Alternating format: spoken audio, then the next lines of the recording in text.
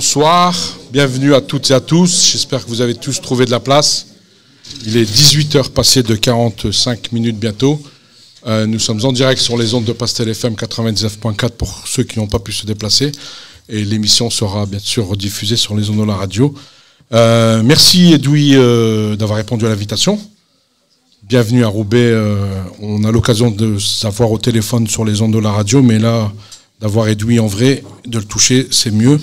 En tout cas, c'est toujours plaisir et beaucoup d'honneur de recevoir un journaliste engagé, un intellectuel qui donne à penser, qui nous élève dans nos réflexions sur l'actualité internationale, nationale, mais aussi sur les questions qui sont liées aux libertés individuelles et collectives, sur l'information.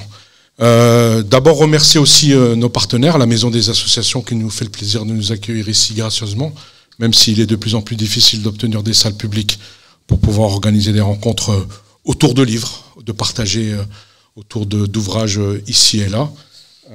Donc merci à la Maison des Associations, merci à nos partenaires de l'Université populaire et citoyenne et de mon ami Vincent Boutry qui est dans la salle et qui vous invite à signer cette pétition pour que Mohamed ne soit pas expulsé, encore une victime d'OQTF et de la politique de répression en direction des populations immigrées dans ce pays. La chasse n'est pas fermée. Mon ami Ismaël de Combo qui est là, à côté, qui vend les livres. On aura une séance de dédicace à la fin de cette rencontre. Merci à Ismaël de répondre à l'invitation. Bon, la librairie était trop petite. On a bien fait de venir ici, parce que je ne sais pas où on aurait pu mettre tout ce monde. En tout cas, d'avoir un libraire engagé qui peut s'engager, se déplacer et participer à des rencontres, c'est toujours bien, même s'il manque de librairie dans cette ville. Je vais donner la parole en introduction au président de la radio qui va nous dire quelques mots sur Radio Pastel et sur les bonnes nouvelles qui nous arrivent du tribunal. Je vais demander au président de Pastel, Slimane Tir, de venir vous dire quelques mots avant de commencer et de rentrer dans le vif du sujet. Monsieur le Président. Merci Ali, bonjour Edwy. En général, quand je commence, je dis que je vais être bref, tout le monde se fout de ma gueule, parce que personne n'y croit, mais je vais vraiment le faire. Parce que d'abord, pour vous dire à quel point je suis effectivement aussi heureux qu'Ali que vous, d'accueillir aujourd'hui notre ami Edwy. C'est un homme qui a le courage de ses opinions, le courage de ses projets et le courage de poser un certain nombre de questions qui font sens avec des arguments fondamentaux qui permettent de décrypter le monde tel qu'il fonctionne, les enjeux nationaux comme les enjeux internationaux. Et je pense que aujourd'hui, avec cet énième opus sur finalement l'Europe et son regard sur le monde, très certainement suranné, il va aussi permettre de nous éclairer sur un certain nombre d'enjeux qui sont immédiats, que vous connaissez tous par cœur. Moi, tout ce que je peux vous dire très modestement, c'est que Pastel FM existe sur ces enjeux de liberté d'expression depuis 44 ans. On a moins de dents, mais on continue à mordre. Et quand on ne respecte pas notre liberté associative, notre liberté de création, notre ligne éditoriale, nous savons effectivement porter les combats, aussi longs soient-ils, face à la répression financière. Je peux simplement vous dire que, à côté d'un grand représentant de l'indépendance de la presse, et il aura certainement le loisir d'évoquer ce sujet-là, que nous venons de gagner pour la deuxième fois cette année un procès contre ad hominem, le président du conseil régional, Xavier Bertrand, qui refuse de nous traiter de façon équitable comme toutes les autres radios associatives de la région. Ça, c'est un point, évidemment, qui menace les 340 radios, les radios associatives de la région, mais également, évidemment, vous le savez tous, avec le budget Barnier, de régression notamment sur la dimension culturelle, puisque les budgets prévus pour les radios associatives vont baisser dans le projet de budget d'environ 35%, c'est-à-dire que c'est un véritable assassinat contre la liberté d'expression et la démocratie locale. Voilà ce que je voulais vous dire, et je laisse la parole, bien sûr, à Edwy pour l'objet de son propos. À toi, Edwy, merci.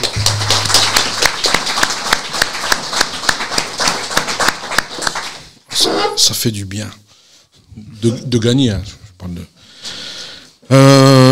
On va entrer dans le vif du sujet, je ne vais pas être trop long, mais en tout cas, on avait prévu de recevoir Edoui Plenel l'année dernière autour d'un ouvrage que je vous conseille vivement qui s'appelle L'appel à la vigilance. Et je disais en aparté à Edoui, c'est un peu la suite logique. Donc il faut que vous lisiez Appel à la vigilance et ça s'inscrit dans cette lignée. Cet ouvrage qui se lit très bien est une réponse, parce que le titre c'est « Le jardin et la jungle » adresse à l'Europe sur l'idée qu'elle se fait du monde. Joseph Borrell a tenu un discours à Bruges en octobre 2022 et je ne vais pas rentrer dans les détails, c'est en plusieurs chapitres, mais c'est une réponse aussi à notre actualité. On vit une période assez compliquée, assez particulière en termes de guerre. Aux portes de l'Europe se déroule une guerre qui est à quelques centaines de kilomètres de chez nous en Ukraine avec l'invasion russe. Se déroule aussi un génocide sous nos yeux depuis plus d'un an en Palestine et là c'est le Liban qui est en train de prendre. On est vraiment sur 2 poids 2 mesures en termes de droit international. Il y a vraiment quelque chose de l'ordre de l'injustice flagrante et nous on espère une Europe solidaire, une Europe universelle, une Europe généreuse et pas une Europe à 2 vitesses. Donc c'est aussi une forme d'une réponse à l'hypocrisie de la diplomatie européenne, parce que c'est de ça dont il s'agit dans cet ouvrage. Et sans plus tarder, je vais laisser la parole à Edoui pour introduire sur le livre. On va après laisser la parole à la salle pour un échange. On fera une séance de dédicace. On doit quitter les lieux avant 20h45, 21h, on doit être dehors. Donc ça nous laisse un peu plus de 2 heures là devant nous pour pouvoir échanger. Edoui, à toi pour 40-45 minutes. Ok. Bonsoir à toutes et tous. Et je suis très heureux d'être là. J'étais en dette, puisque on a essayé, je crois, par 2 fois à organiser quelque chose. Je suis déjà venu souvent à l'initiative de Pastel FM, de toute l'équipe qui fait vivre. Vous avez compris, il faut souscrire pour Pastel FM, parce qu'il n'y a pas Bolloré derrière. Donc comme il y aura moins de subventions publiques, il faut aider cette radio à rendre les services qu'elle rend ici au territoire. Et puis ici même, on avait fait tout un événement auquel j'avais participé avec les Passe en nous, avec toute l'équipe, avec Mohamed Meshmash, et j'étais très heureux d'être là. C'était par temps, quelqu'un le rappelait, de canicule, il faisait bien chaud. Mais voilà, je suis bien au chaud d'être parmi vous. Je vais essayer de partager un peu ce qui est la démarche, au fond, de livre en livre et jusqu'à celui-là. Ce livre s'ouvre sur une citation qui vous donne un peu la musique qu'il essaye de convoquer. C'est une citation qui est la suivante. « Le temps viendra où le désir de dominer, de dicter sa loi, de bâtir son empire, la fierté d'être le plus fort, l'orgueil de détenir la vérité, seront considérés comme un des signes les plus sûrs de la barbarie à l'œuvre dans l'histoire des humanités. » C'est signé Édouard Glissant et Patrick Chamoiseau, 2 figures de mon pays d'enfance avant l'Algérie de ma jeunesse, qui ont écrit cela en 2007, et ce n'est pas un hasard, quand une brèche a été faite, une immense brèche, dans ce qui au fond tenait la digue, peu ou prou, dans notre société, et évidemment, il n'y a pas que chez nous. Cette brèche, c'est celle qui fait tomber, au fond, le principe d'égalité et qui fait rentrer cette logique-là à nouveau, cette logique terrifiante, criminelle potentiellement, qui est l'idée qu'il y a des civilisations supérieures à d'autres, des humanités supérieures à d'autres, des origines, des croyances, des apparences, et ainsi de suite, supérieures à d'autres. Quand Chamoiseau et Glissant ont écrit ça, c'était quand a été posé dans notre pays l'acte qui a rompu, au fond, une sorte de contrat démocratique commun. Vous vous en souvenez, c'était en 2007, c'était le ministère de l'immigration et de l'identité nationale, dont d'ailleurs le premier titulaire était un transfuge du Parti socialiste. Pourquoi ça rompt une brèche ? l'obsession xénophobe. M. Retailleau annonce une nouvelle loi sur l'immigration. Ce sera la 33e loi depuis 1980. 33e loi. Ça fait, vous pouvez faire les calculs, 1,33 lois par an. Ça a résolu nos problèmes sociaux, nos problèmes démocratiques, nos problèmes écologiques, toutes nos urgences, toutes les causes communes qui nous rassemblent, évidemment non. Et ce ministère qu'a fait à ce moment-là Sarkozy, il a lié cette question de l'autre, cette question du bouc émissaire, cette question de la diversion par rapport aux demandeurs de refuge, à ceux qui viennent et qui viennent pour faire chemin, et le chemin de l'émancipation, de la liberté, eh bien, il l'a lié à la question de l'identité. C'est là qu'est fait la brèche. C'est à ça que sert l'obsession de remettre toujours la question des immigrés à l'échelle du pays, comme à l'échelle de l'Europe aujourd'hui, avec l'Europe forteresse, etc. Ça sert à casser le principe d'égalité des droits. Et à dire, au fond, l'autre qui arrive, il va te mettre en cause ton identité. C'est ce qu'a, à ce moment-là, affirmé ce ministère. Et pourquoi je dis que c'est une digue qui a sauté, c'est que nous sommes issus, et je vais vous l'expliquer à l'échelle du monde, nous sommes issus, je parle nous, ici, les valeurs dont nous nous réclamons, d'un sursaut sur des montagnes de cadavres. Après la Deuxième Guerre mondiale, on s'est rendu compte, et des gens de tous horizons, c'est le principe du Conseil national de la résistance, de son programme, des gaullistes aux communistes, que les logiques de puissance, ce que je viens de vous lire, les logiques d'identité, les logiques de nationalisme, les logiques de conquête, donc les logiques, et j'y reviendrai, de colonialisme, d'impérialisme, même portées par justement des sociétés qui se prétendent cultivées, développées, civilisées, industrialisées, eh bien cela produit la barbarie au cœur de la civilisation. L'histoire de la Deuxième Guerre mondiale en Europe, ce n'est pas simplement le mot fascisme, nazisme, avec les uniformes, et du coup on vous dit, bah voilà, ça ne se répétera pas, parce que regardez, où il est Hitler, je vois pas, où sont les SA, où sont les SS. Non. L'engrenage, c'est l'engrenage de la supériorité qui produit le racisme, qui produit l'idée qu'il y a des origines supérieures à d'autres et qui va du coup jusqu'au crime contre l'humanité, jusqu'au crime de génocide. C'est à ce moment-là, après la Deuxième Guerre mondiale, qu'on les définit juridiquement. Du coup, en 1948, à Paris, est proclamé, les Nations Unies se réunissent à Paris, elles viennent de se créer, elles n'ont pas de siège à New York, est proclamée la Déclaration universelle des droits de l'homme. Son rédacteur est un Français, René Cassin, qui était compagnon du général de Gaulle, un juriste. Et donc, les principes dont nous nous réclamons dans notre histoire française, la Déclaration des droits de l'homme de 1789, tout d'un coup sont proclamés à la face du monde.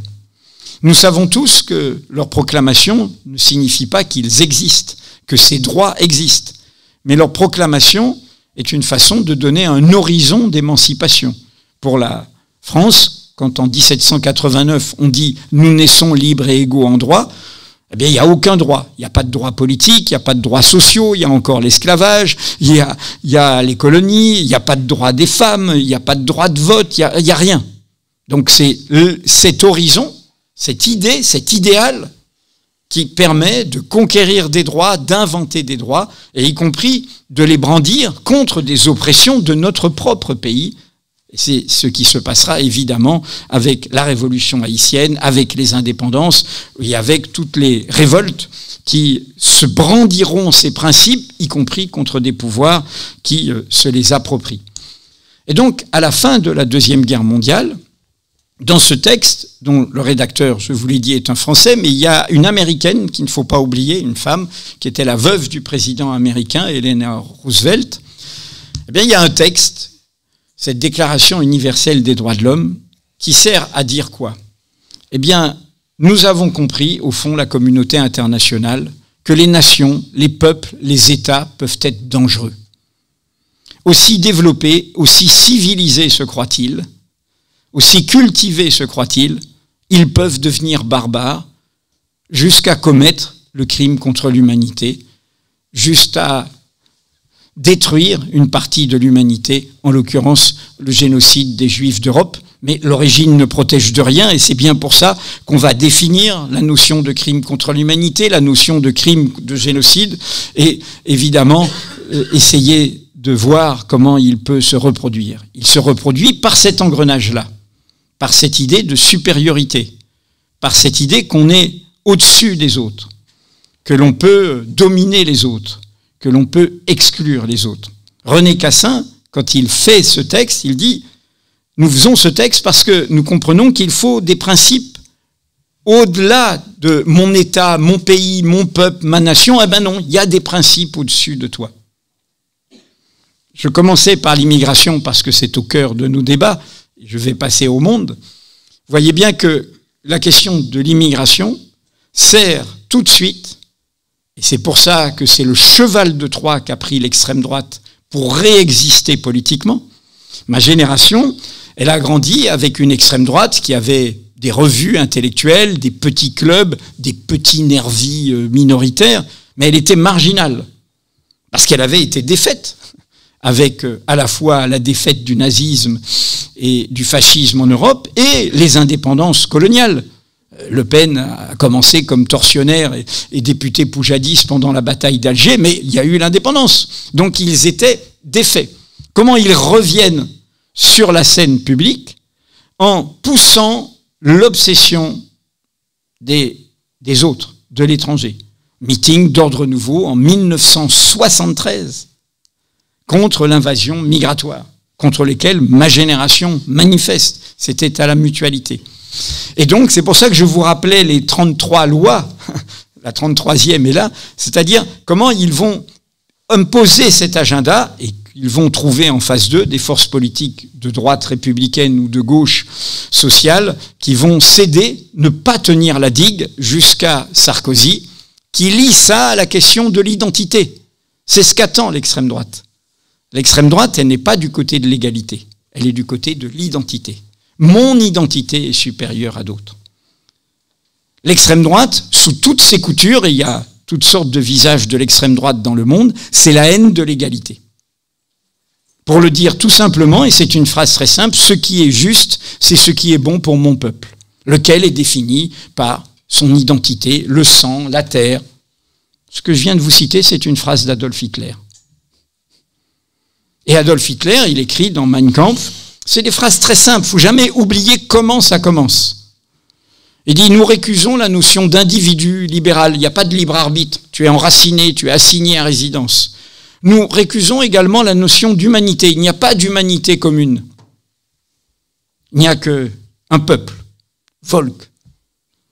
Et le peuple est défini, écrit-il, par le sang et la terre. Il est enraciné, puis le sang, la lignée... Voilà, l'immobilité, comme si il y avait une éternité, comme si on n'était pas des organes vivants, comme la nature, comme les plantes, comme si on ne bougeait pas, comme si on ne se mélangeait pas, comme si on ne se déplaçait pas, depuis la nuit des temps. Et donc, on fige. Et Hitler il écrit ça en 1927 dans Mein Kampf, et il dit, ce sont des mots simples, mais leurs conséquences sont incommensurables. Et le poison, c'est celui-là. Le poison, c'est de faire rentrer contre le principe d'égalité, le principe de l'identité. Et de rentrer dans cette folie, de se dire, mon identité, elle est supérieure à d'autres. Cela vaut sur toute latitude.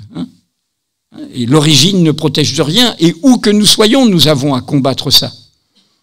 Je fais juste une parenthèse. Dans les désordres du monde, y compris, n'oubliez pas, je vais y revenir, l'État islamique, quand il tombait sur un chiite, il le tuait. Mon identité sunnite est supérieure à la tienne. C'est-à-dire qu'aucun d'entre nous, c'est un travail et c'est ça, construire une espérance démocratique. Notre moteur, c'est l'égalité. Notre digue, c'est l'égalité.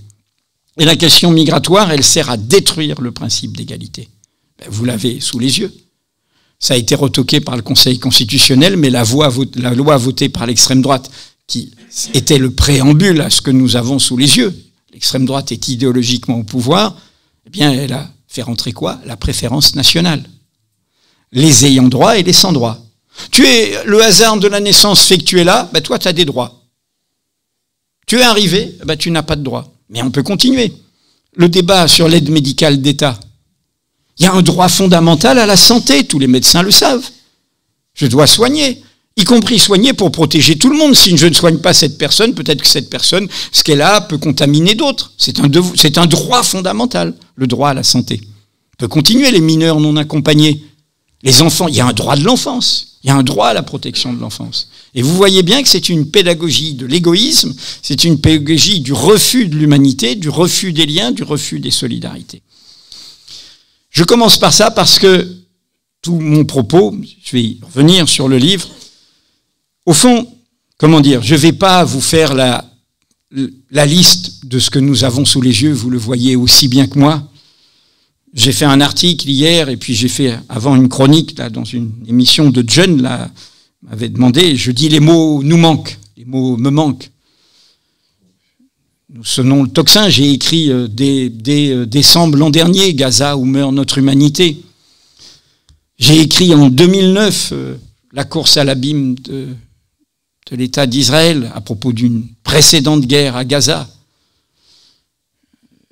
J'ai écrit une adresse à Obama en 2010, Palestine, où se joue le sort de l'humanité.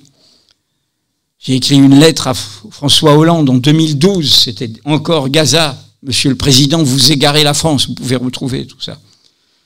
Et là, nous avons sous les yeux, non pas une guerre contre le Hamas, nous avons une guerre de destruction de la Palestine, de destruction de ses lieux de vie, de destruction de ses sociabilités, de destruction de son idée même, de son effacement, et d'un effacement qui est une guerre sans fin, hein, une fuite en avant, puisque c'est aussi du coup l'effacement de tout ce qui potentiellement peut les soutenir, peut les aider, d'où la fuite en avant de l'invasion du sud Liban et de la destruction de villages, voire même, on l'a raconté, de maisons dans le nord Liban où étaient des réfugiés. C'est un reportage bouleversant de Rachida El Azouzi où des réfugiés chiites étaient accueillis dans une famille chrétienne maronite et on ne sait pas, peut-être quelqu'un du Hezbollah est venu leur demander s'ils avaient besoin de quelque chose. Ben boum, toute la maison, 24 morts. Et justement, alors que c'est une histoire d'humanité, c'est une histoire de personnes qui refusent d'être enfermées, chacun dans son identité. Donc je ne vais pas vous faire j'ai fait cet article hier qui s'appelle Israël, la déraison du plus fort. Vous savez, c'est une fable de La Fontaine. La raison du plus fort est toujours la meilleure. C'est le loup et l'agneau. Et d'ailleurs, le thème, c'est le loup a le droit de se venger, donc il dévore l'agneau sans aucune forme de procès. Nous sommes dans un engrenage où cette raison du plus fort militaire est une déraison politique.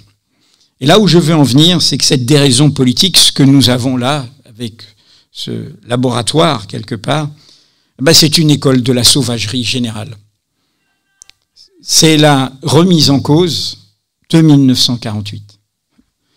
1948, c'est aussi début de la Cour internationale de justice, tous les principes communs, c'est-à-dire l'idée qu'il y a un droit international. Et le droit international, ce n'est rien d'autre que l'égalité au plan international. On sait bien que les puissances qui signent tout ça ne vont pas le respecter, mais néanmoins, on peut l'invoquer contre elles.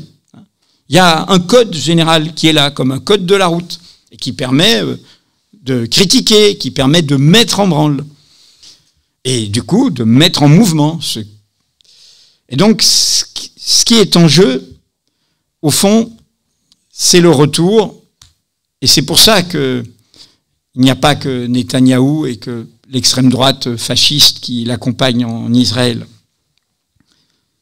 Au fond, ce qui est en jeu, c'est le retour à l'affrontement des nationalismes, au cynisme des nations. Plus d'humanité commune, plus de liens, plus de solidarité, chacun pour soi dans le cynisme de la puissance. Je le raconte dans le livre, et je le racontais aussi dans l'appel à la vigilance, la Bible de tous ces gens, aussi bien du pouvoir israélien que de Orban en Hongrie et de l'extrême droite que vous affrontez au Parlement européen, que de Trump et des néoconservateurs, que de Milei en Argentine et d'autres. C'est un livre qui s'appelle « Les vertus du nationalisme » d'un américano-israélien, Yoam Hazony, qui est traduit en toutes sortes de langues, qui en France a été préfacé par Gilles William Golnadel, publiciste d'extrême droite qui fait métier d'avocat. Et au fond, ce livre, Les vertus du nationalisme, eh bien, c'est l'envers de ce que nous avons essayé de construire dans le sursaut par rapport à la façon dont l'Europe a mis le monde dans le gouffre. 2 guerres mondiales, 30 ans de guerre civile, des montagnes de cadavres. Et donc, ce livre affirme, eh bien non, retour à la case initiale. Il n'y a pas de droit supérieur aux nations. Ce qui est bon, c'est ce qui est bon pour nos peuples. Et puis après, on s'arrange dans une logique de deal, de puissance entre chaque État. Et évidemment, cette définition d'un nationalisme, et il l'écrit, veut dire que le peuple, il a une identité qui est dominante, et les minorités doivent se plier. Et si elles ne se plient pas, on est en droit de leur demander de partir. On doit être homogène. Et comme vous savez, le basculement de l'État d'Israël dans l'accélération de cette barbarie que produit les logiques coloniales, c'est cette loi de 2018 qui fait d'Israël un État-nation des Juifs. Dieu sait s'il y avait évidemment une citoyenneté seconde pour les 20% de citoyens palestiniens ayant la nationalité israélienne, mais il y avait dans la déclaration d'indépendance d'Israël le fait que toute personne résidant en Israël avait des droits de citoyenneté.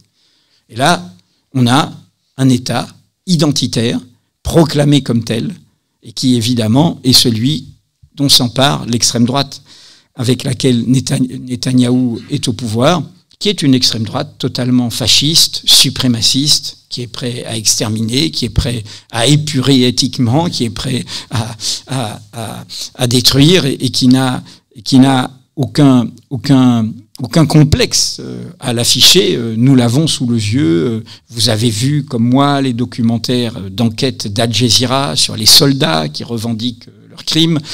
Et vous avez vu, comme moi, tout ce qui a été documenté pour la Cour internationale de justice lors de toutes les sessions. Alors, quel est, dans ce contexte, le propos de mon livre, au-delà de cette actualité que j'évoque, qui est ce qui nous arrive aujourd'hui en Europe, une Europe forteresse, une Europe qui se barricade, une Europe qui fait de l'immigration son agenda principal, la première agence de l'Union européenne en termes de moyens, c'est Frontex. Elle a produit un député européen qui est d'extrême droite aujourd'hui. L'actuelle présidente de la Commission européenne veut remettre ça, et ils ont voté hier, on en parlait avec votre députée européenne, à nouveau cette logique de mur, cette logique de barricade, de faire de l'Europe une forteresse avec un cimetière marin, avec l'exclusion du monde et la fermeture du monde. Mais mon propos dans ce livre, je vais en venir à son point de départ, c'est de remonter jusqu'au bout. Il ne suffit pas de dénoncer ce qui nous arrive. Il faut essayer d'aller jusqu'au bout de où ça vient. C'est-à-dire, on sait qu'on va traverser des catastrophes et nous-mêmes, on est encore à l'abri, mais évidemment, on ne peut pas ne pas penser à vraiment, voilà, ce désastre et l'immense ressentiment d'une partie de l'humanité contre le silence de nos gouvernants, voire la complicité active vis-à-vis des dirigeants israéliens. Il faut essayer de remonter jusqu'au bout. Il faut essayer d'y voir clair pour savoir quel est notre agenda. Comment on va, au bout du compte, il y aura une lumière. Au bout du compte, il y aura une lumière. Je cite souvent un poème de Mahmoud Darwish dans les temps actuels que j'adore, qui est « Pense aux autres ». Quand tu mènes tes guerres, pense aux autres, pense à ceux qui veulent la paix. Et à la fin, il dit quand tu penses à toi, pense et dis-toi, que ne suis-je? Une bougie dans le noir. Et en fait, quand il dit ça, pense aux autres, et quand il dit que ne suis-je une bougie dans le noir, en fait, c'est un message d'espoir. C'est-à-dire, si nous voyons que c'est la nuit, et de fait, la nuit gagne, les ombres gagnent, Trump sera peut-être élu dans 15 jours, et l'Europe est en train de basculer encore plus à l'extrême droite, et l'extrême droite, elle tient déjà le pouvoir en France par alliance et trahison électorale par l'actuelle présidence. Mais si on est conscient de voir cette catastrophe, de ne pas se laisser prendre comme des lapins dans les phares, eh bien nous commençons à être une bougie. C'est ça que ça veut dire. Nous commençons à être une bougie, c'est-à-dire à trouver la réponse. Alors la réponse, elle est dans la déconstruction qui est tout le propos de mon livre, de ce discours prononcé il y a 2 ans, quelques mois après l'invasion de l'Ukraine par ce nouvel impérialisme russe, qui peut totalement s'arranger de tout cela. Lui aussi, il fonctionne comme ça. Lui aussi, il fonctionne dans une logique identitaire. Lui aussi, il a mis fin à tout le pluralisme de sa société. Lui aussi, il est obsédé par les questions de genre, par les questions de minorité. Il a le même discours. Il dit que l'Occident est décadent et que lui va défendre la tradition, le conservatisme. Il a des idéologues qui sont totalement liés à notre extrême droite, y compris l'extrême droite intellectuelle qui accompagne la montée du Front National et du Rassemblement National. Et donc, quelques mois après l'invasion de l'Ukraine, logique de puissance, logique de pouvoir, logique de reconstruction d'un empire, c'est évidemment cela qu'il y avait comme agenda chez Poutine. Donc, M. Borrell, qui est un social-démocrate, qui finit son mandat actuellement de commissaire européen aux affaires étrangères, socialiste espagnol, était président du Parlement européen, fait un discours à l'Académie des diplomates européens. Et il dit, voilà, l'Europe, c'est un jardin, un très joli petit jardin, où tout fonctionne. Mais tout autour, c'est la jungle. Et la jungle menace d'envahir le jardin. Alors comme c'est un socialiste, il n'est pas d'extrême droite. Il dit pas, faut des murs avec des barbelés. Donc il dit, non, il faut que les jardiniers européens aillent se projeter dans la jungle. Ce discours m'avait évidemment sidéré, puisqu'il a tous les poncifs coloniaux. C'est comme ça que la colonisation s'est trouvé des arguments intellectuels. Parfois, elle s'en embarrassait pas, mais quand, au début notamment de la conquête en Algérie, elle ne s'en embarrassait pas. Mais la Troisième République, c'est Jules Ferry, le devoir des civilisations supérieures, c'est de civiliser les civilisations inférieures. Donc, ce discours, au XXIe siècle, coche toutes les cases de ce qui a accompagné le colonialisme qui produit de la barbarie. C'est-à-dire, en se prétendant supérieur, on devient soi-même un barbare. Et là, vraiment, transmettez à toutes les jeunes générations la lecture d'un seul petit livre, le discours sur le colonialisme d'Aimé Césaire, où tout est dit. Et qui est un livre, c'est pas un brûlot, mais c'est un livre vif, avec une plume superbe, qui nous vient du cœur de notre propre histoire. Et Aimé Césaire dit ça dans les années 50. Il dit, mais au fond, qu'est-ce que vous reprochez à Hitler ? C'est d'avoir fait à des gens qui ont la même couleur de peau que vous ce qu'on nous a fait à nous. C'est quoi l'hitlérisme ? C'est un impérialisme, c'est un colonialisme, avec y compris toute l'idéologie qui va avec, le noyau dur du racisme, qui est l'antisémitisme, mais aussi des hiérarchies d'origine. Les Slaves devaient être mis en esclavage. L'Allemagne avait perdu son empire colonial en 2018 dans sa défaite, donc on refait l'espace vital, des termes que vous retrouvez. Notre espace vital, c'est celui où il n'y a que des gens comme nous et où on a le droit d'expulser les autres ou de les exterminer ou de les mettre en esclavage. Et donc, il dit dans ce livre, de manière très très forte, il dit, mais au bout du colonialisme, quel qu'il soit, il y a Hitler. Au bout du bout, il y aura toujours Hitler. Et évidemment, cela résonne. L'origine ne protège de rien dans cette scène tragique où l'État qui est né au niveau de l'accord international de la conscience du crime européen commis contre les Juifs d'Europe Eh bien, cet État produit aujourd'hui ce même engrenage sous nos yeux. C'est une sorte de... Et c'est un ancien président de la Knesset, Avraham Burg, qui est un juif religieux, qui l'a dit dans un livre qui s'appelle « Vaincre Hitler ». C'est comme une victoire posthume d'Hitler. Il s'est dressé contre ça, Burg. Il est totalement minoritaire, mais il s'est dressé contre ça. C'est comme une victoire posthume d'Hitler qui est là, sous nos yeux. Produit ce retournement. Nous avons jeté comme un manteau de poussière notre propre faute, notre propre crime sur le dos d'un autre peuple. Les Palestiniens, qui n'avaient aucune responsabilité dans ce crime, et on ne répare pas un crime en laissant se commettre durablement une injustice. Et à partir de 1967, avec l'occupation des territoires de Gaza, de toute la Cisjordanie et ainsi de suite, eh bien, l'engrenage colonial s'est emparé et c'est un engrenage fatal.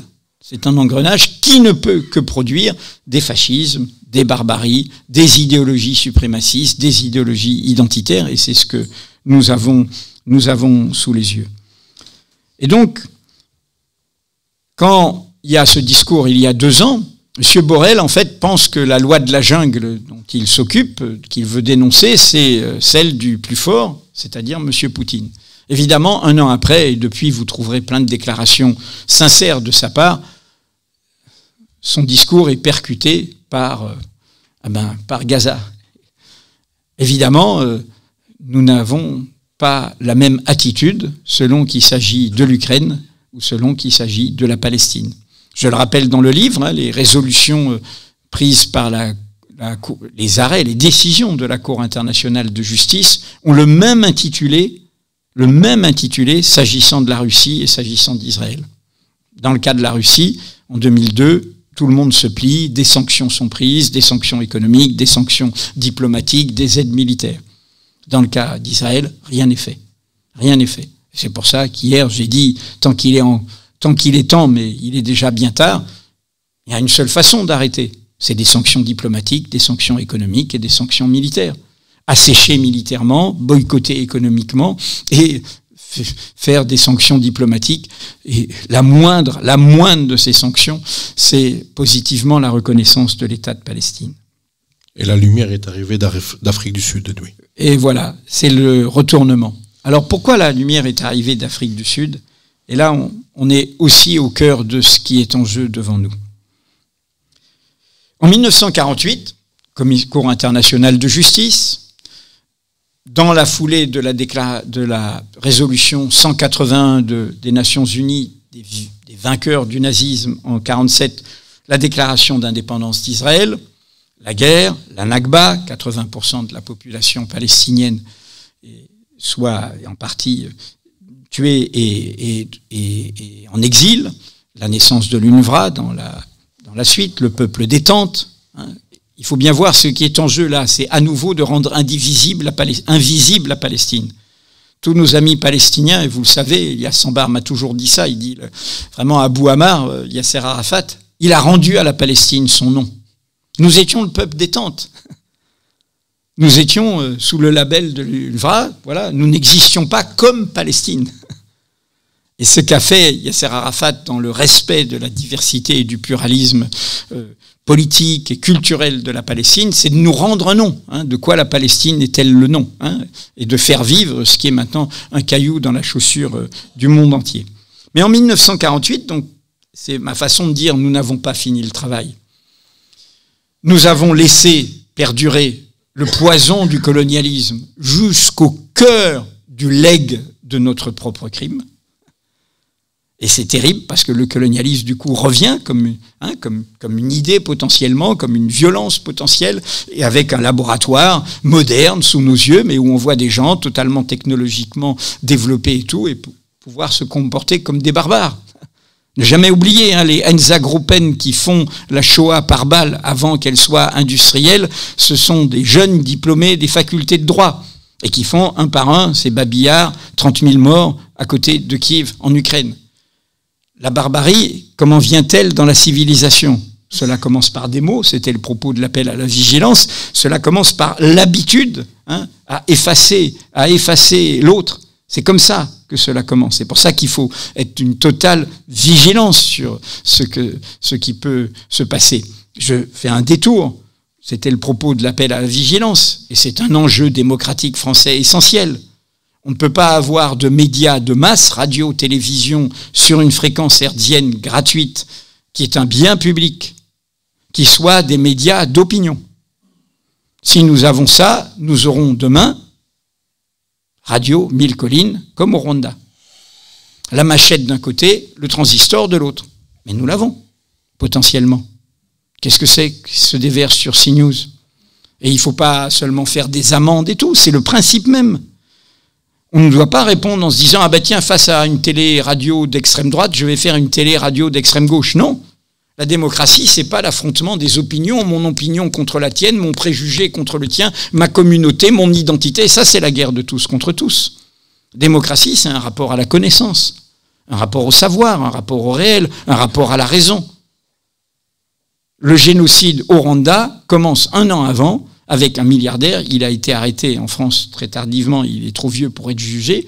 Un milliardaire, toujours les milliardaires, qui, au nom de la liberté d'expression, le droit de dire, et du coup de tout dire, y compris le pire et l'abject, des très bons tchatcheurs, les Hanouna et Pro du moment, de la bonne musique, plutôt zaïroise, et puis on entend dire, les Tutsis, c'est des ravets, c'est des cafards. Ravets, c'est de mon pays, la Martinique, mais c'est en créole, c'est des cafards, il faut les nuisibles, comme on a vu un syndicat de policiers dire. Les nuisibles, ça veut dire qu'on parle de gens, d'humains, on les déshumanise. Je rappelle que le ministre de la Défense, qui est fait l'objet d'une demande du procureur de la Cour pénale internationale comme Netanyahou, Yoav Gallant, en annonçant le siège de Gaza, affamé Gaza, pas d'eau, rien, etc., il donne cette consigne dans une vidéo, et vous voyez bien que ça se traduit après des actes par les militaires eux-mêmes. Il dit, nous avons en face de nous human animals, des animaux humains. Quand on commence à dire ça, c'est-à-dire à déshumaniser l'autre, en fait, c'est soi-même qui devient un barbare. J'ai le droit d'exterminer, j'ai le droit... C'est documenté, des snipers ont le droit de tuer des enfants, j'ai le droit, évidemment, ce qu'a pris un officier militaire, on dit, si la cible c'est un milicien du Hamas, c'est comme, pour prendre un joueur de foot, vous faites sauter tout le stade. Voilà.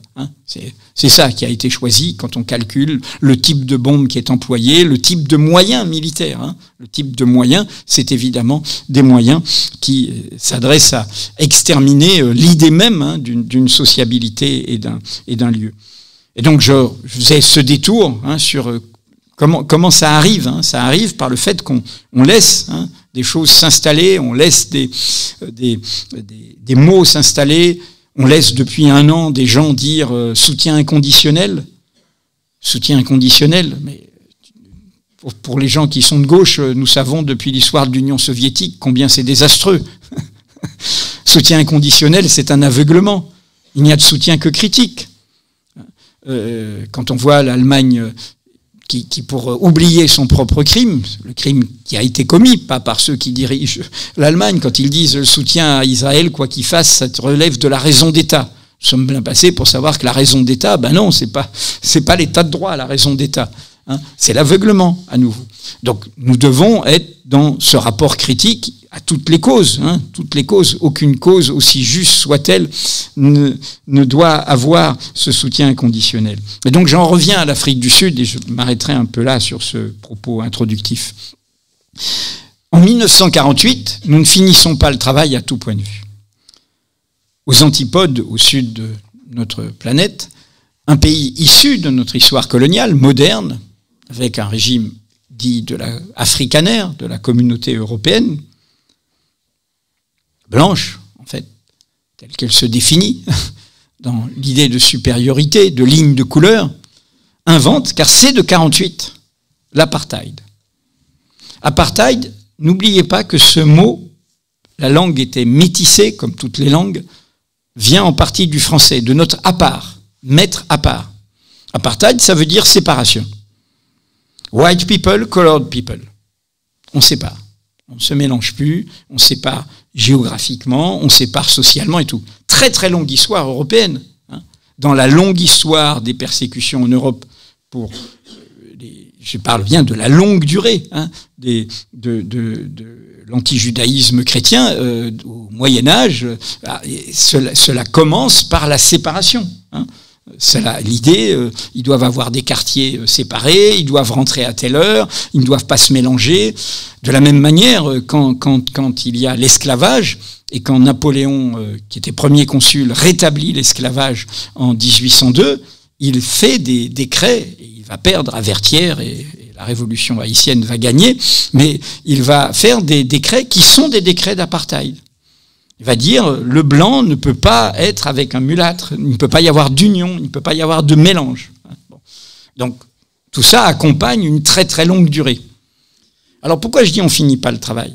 C'est qu'en fait, l'Afrique du Sud, vous le savez, elle va longtemps être aidée par les puissances dites occidentales, et c'est le réveil des peuples qui va, les années 70, les années 80, amener à des sanctions, le boycott, et finalement, dans le cadre de ce moment, de cette fenêtre de la fin des années 80 et début des années 90, il y a la libération de Mandela et la fin de l'apartheid. Ne jamais oublier la leçon de Mandela, y compris nous tous, par rapport à ce que nous ressentons, à ce qu'on peut ressentir comme volonté de vengeance, comme volonté de revanche. Et je dis toujours que quand on est du côté de l'émancipation, la fin ne justifie jamais les moyens. On a une éthique. Et pourquoi? Parce que si on est du côté de cet imaginaire supérieur de l'égalité, eh bien, le camp de l'émancipation doit aussi libérer son oppresseur de sa prison de domination, de sa prison identitaire. Et c'est ce que va faire Mandela. L'Afrique du Sud a plein de problèmes, mais peut-être que vous avez vu la version hollywoodienne qui est le film Invictus. Mandela contre ses camarades qui ont dit mais c'est un enfer qu'on a vécu. C'est un enfer, la torture, le machin, tout ça. Enfin, ils tiraient comme ils voulaient et tout, c'est un enfer. Donc on ne peut pas vivre avec eux. Et Mandela dit si, on va faire la nation arc-en-ciel. Ils sont là. Et ma garde rapprochée, ben voilà, on prend les gens qui étaient avec De Clercq et tout, et on les mélange avec mes camarades de l'ANC. Le film Invictus raconte ça, comment il le met en scène au moment de le mondial de rugby. C'est-à-dire de refuser d'avoir une émancipation, une libération qui imite la domination. Qui imite. Et nous voyons bien, entre nous, combien ça fait écho, et c'est à nous de rattraper ça, à certains chagrins des indépendances par rapport à la pluralité des sociétés, où les indépendances ont parfois imité la domination dans une logique d'unicité, je parle pas seulement des partis uniques, mais d'unicité identitaire. Les peuples sont divers, sont pluriels, ils ont différentes langues, différentes sensibilités, et il faut les faire vivre. Alors l'apartheid, pourquoi c'est un symbole décisif que ce soit l'Afrique du Sud qui, dans un retournement du monde, est venue à la CIJ? Et vous pouvez aller revoir tout ça parce que l'autre langue de la CIJ, c'est le français avec l'anglais. Donc vous pouvez revivre toutes les plaidoiries et tout, et c'est formidable. Vous voyez le reste du monde, c'est pour ça qu'il y a des lueurs d'espoir, qui vient dire à ce monde qui se croit dominant, sûr de lui, qui prend ses valeurs, qui prend ses principes. Et c'est la première phrase de mon livre, « Europe, qu'as-tu fait de ta promesse ?»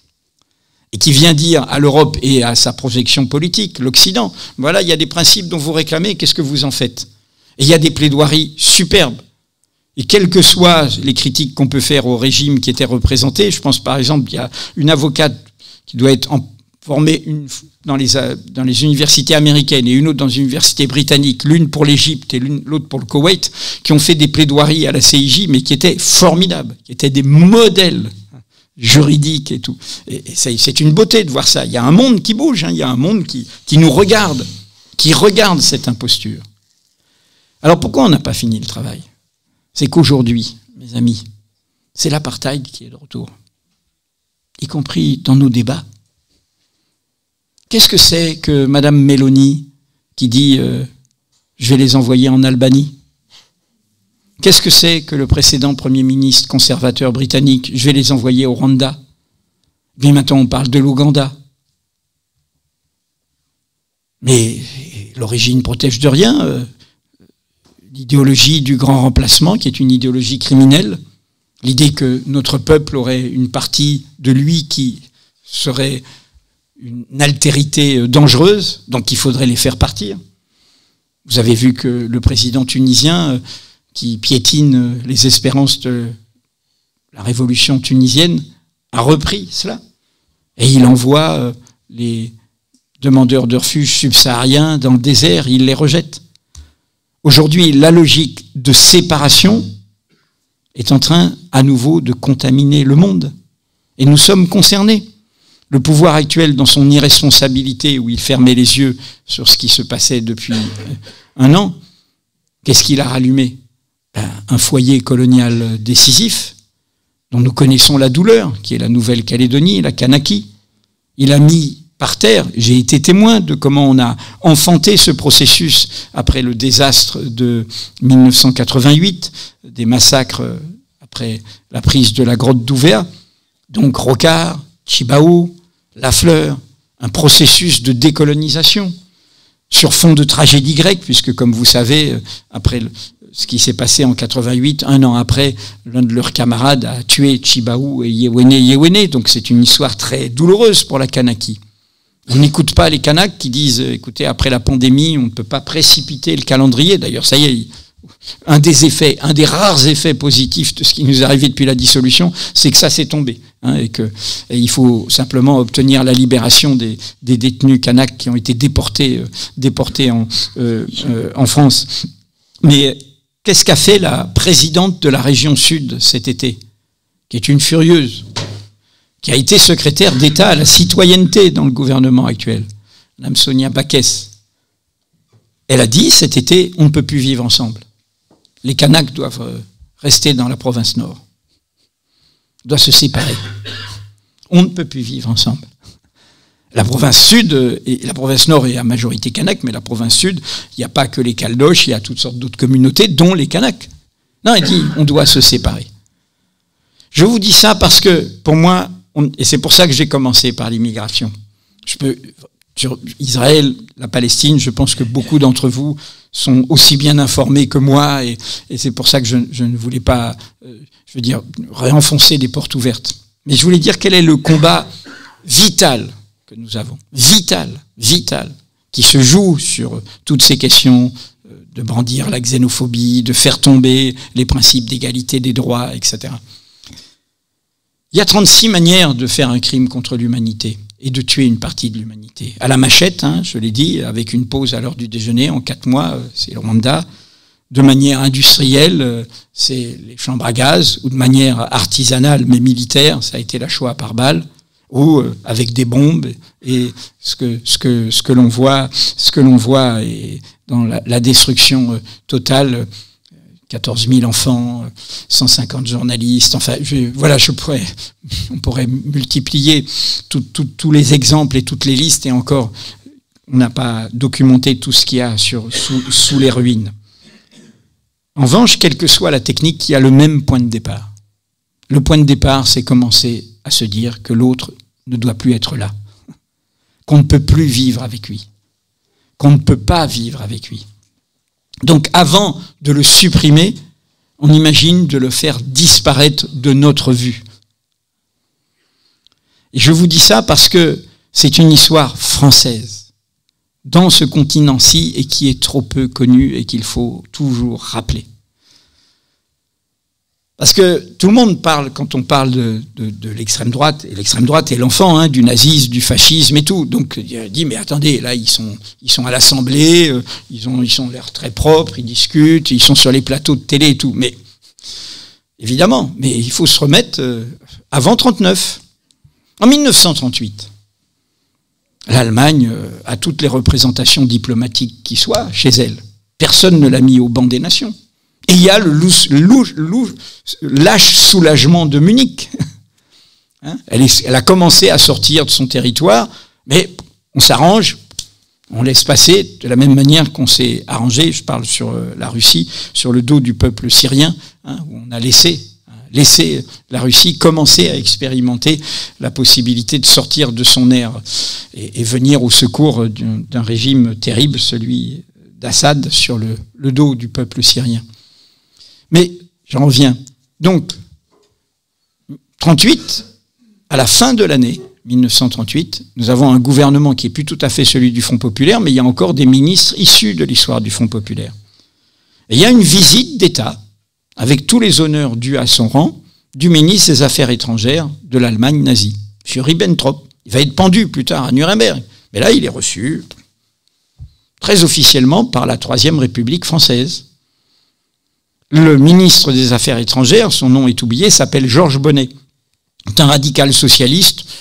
Il va après voter les pleins pouvoirs à Pétain, mais il va rien faire d'immensément scandaleux. Il va ensuite reprendre sa carrière politique et il va mourir dans son lit. Donc à la fin de l'année 1938, il reçoit le ministre des Affaires étrangères nazi. Lequel ministre, il y a le bouc émissaire du moment en l'occurrence, ce n'est pas l'arabe ou le musulman à l'époque, c'est évidemment l'antisémitisme qui est au cœur, mais de toute façon tout ça c'est des poupées gigognes. Le ministre nazi fait une demande, c'est qu'au dîner d'État, les deux ministres juifs du gouvernement ne soient pas présents. La République, bonne fille, accepte. Oui. C'est Jean Zay et Georges Mandel.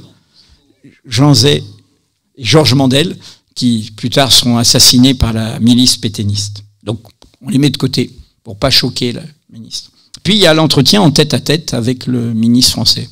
Et là il y a le ministre français qui lui dit « Vous avez raison, monsieur Ribbentrop, vous avez raison. Nous sommes d'accord avec vous, il y en a trop. » On parle de l'immigration pauvre, voilà, notamment qui venait d'Europe centrale à l'époque, voilà, qui se disait liberté, égalité, carte d'identité, heureux comme Dieu en France. Justement, nos principes, hein, les faire vivre. Heureux, voilà, comme un juif en France, comme, je veux dire, toutes sortes d'autres peuples, on peut se dire, voilà, hein, on vient. C'est pour ça que cette humanité qui frappe à notre porte, elle frappe aussi comme un hommage. Il faut pas, justement, elle vient pas manger le pain des Français. Elle vient dire, mais attendez, il y a des idées que vous défendez, il faut les faire vivre, et je veux les faire vivre aussi. Et donc il dit, vous avez raison, il y en a trop. Mais nous, on a une solution, nous les Français. Comme toujours, l'imaginaire colonial, c'est la terre sans peuple et le peuple sans terre. Hein. C'est au début de la guerre d'Algérie, la première, hein, celle de 1830, il y avait la même chose. Hein. C'est vide, hein, on peut y aller, tu parles. Comme toujours. Bon.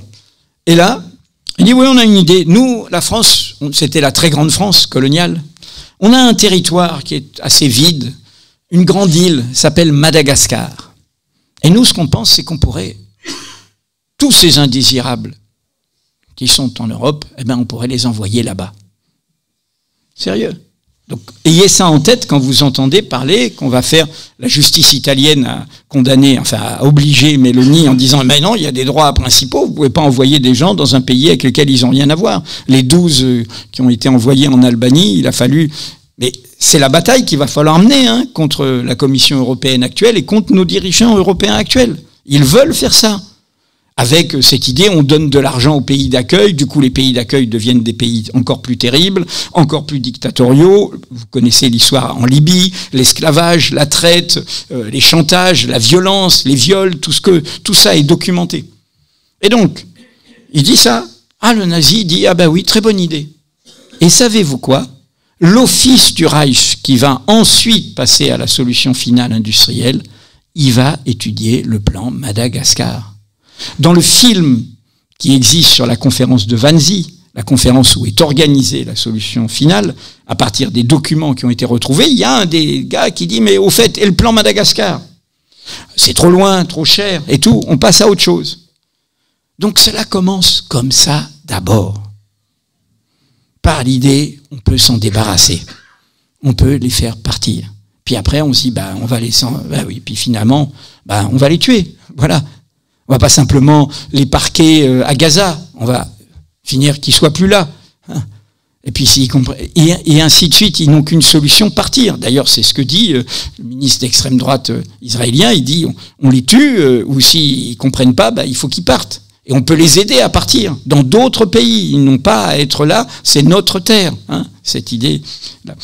Et donc, on est dans ce moment-là où cette question de la séparation du refus des identités en relation, du refus du mélange, nous rattrape. Et là, nous avons une responsabilité particulière, la France. En Europe, nous sommes un creuset très particulier. Nous ne sommes pas un pays d'émigration. Les Allemands ont beaucoup émigré vers les États-Unis, l'Amérique au XIXe siècle. L'Italie, l'Espagne, le Portugal, la Pologne, la Belgique, vers chez nous. Nous sommes un creuset d'immigration. Je dis souvent, nous sommes par la constitution de notre peuple une Amérique de l'Europe. Et loin d'être notre problème, ça devrait être notre force. Et c'est comme ça que le monde nous regarde. Et c'est ça que nous devons défendre.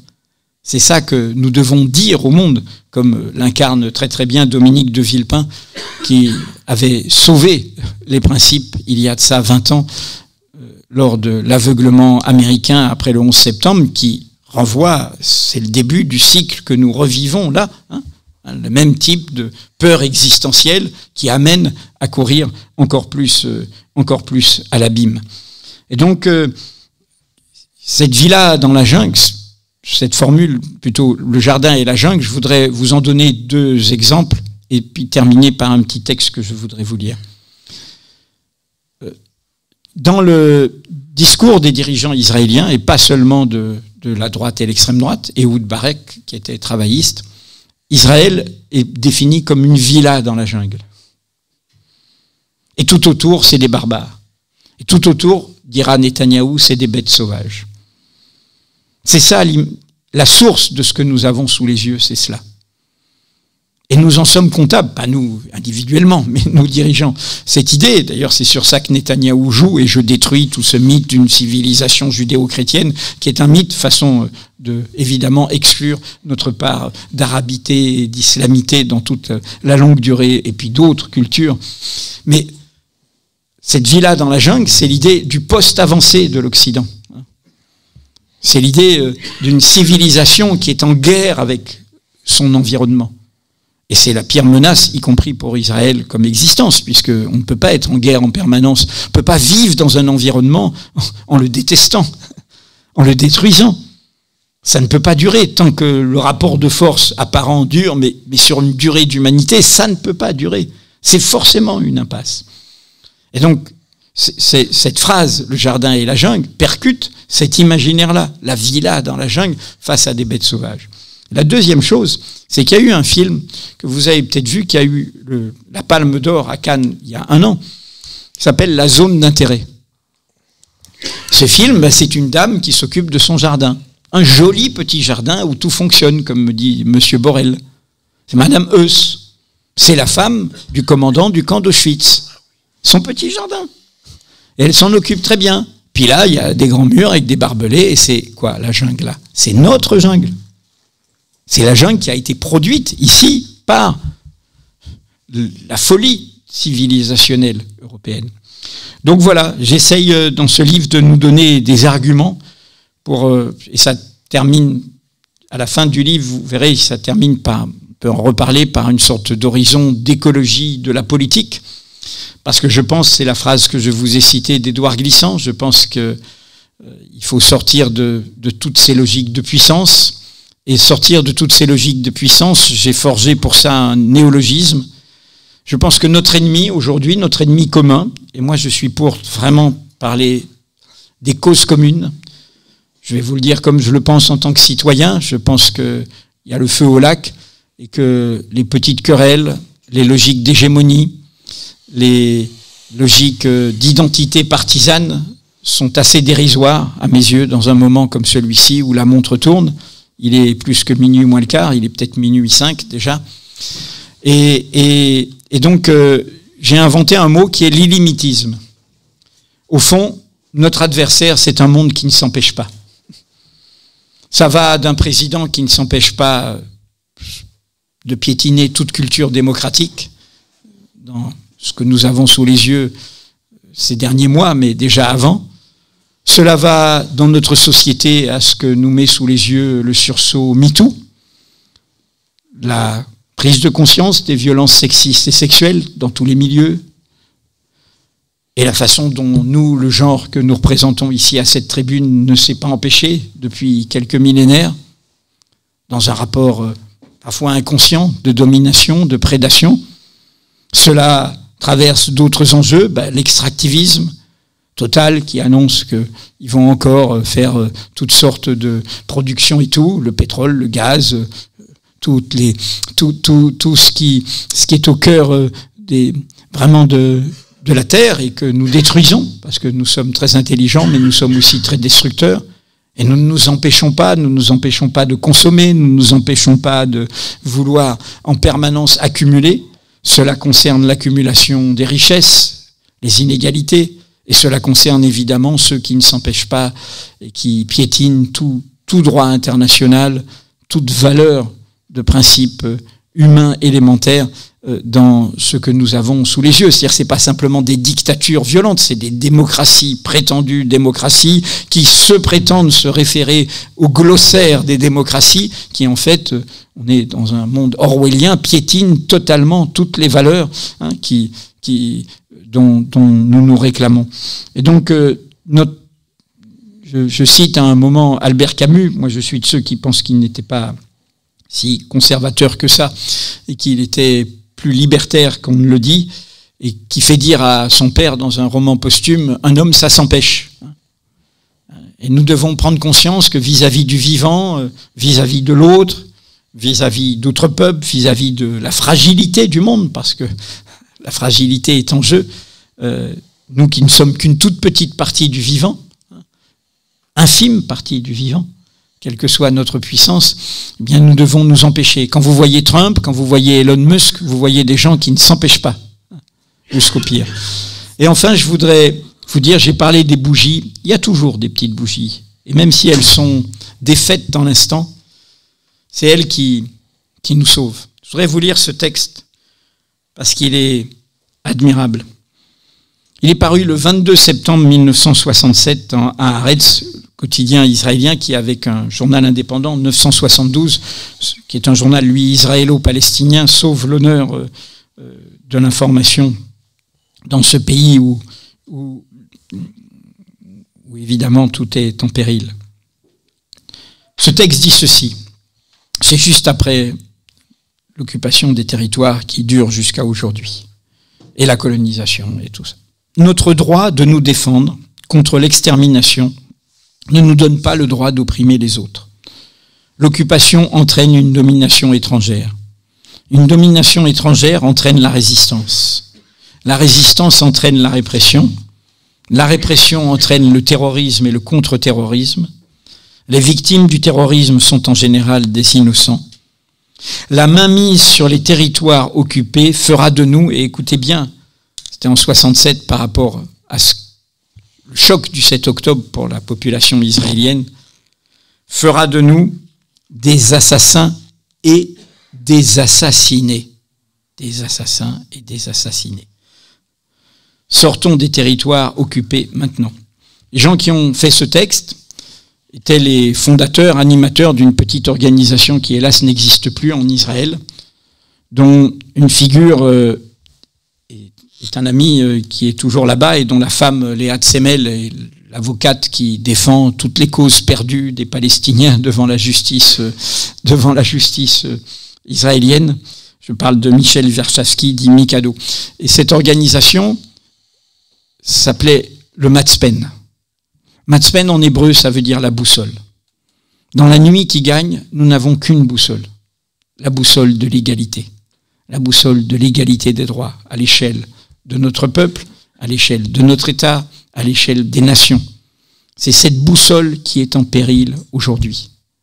Et c'est autour de cela qu'il faut nous rassembler. Après, il y a des questions de programme, il y a des questions... Mais il nous faut un imaginaire. Je pense souvent aux jeunes. Je pense qu'aujourd'hui, les jeunes, ils ont besoin aussi qu'on leur donne un horizon.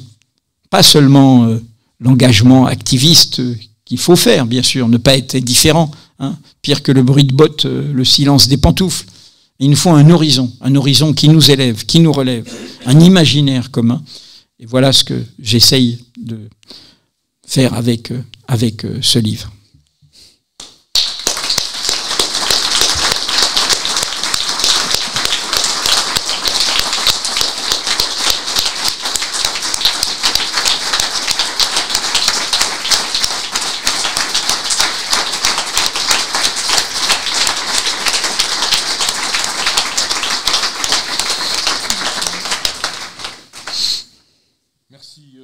Edoui pour cette leçon inaugurale. On va donner la parole à la salle. Le micro va se balader pendant une petite vingtaine de minutes, une trentaine de minutes. On essaiera de faire une séance de dédicace ici à table. On va prendre deux séries de questions, s'il vous plaît, puis on va échanger avec Edoui. Et Edoui citait Mahmoud Darwish, qui est une des inspirations et un des poètes palestiniens les plus lus, les plus traduits dans le monde et qui nous a aussi inspirés. C'est qu'il disait, malgré tout, nous sommes atteints d'une maladie. Et cette maladie, c'est une maladie incurable. Et cette maladie, c'est l'espoir.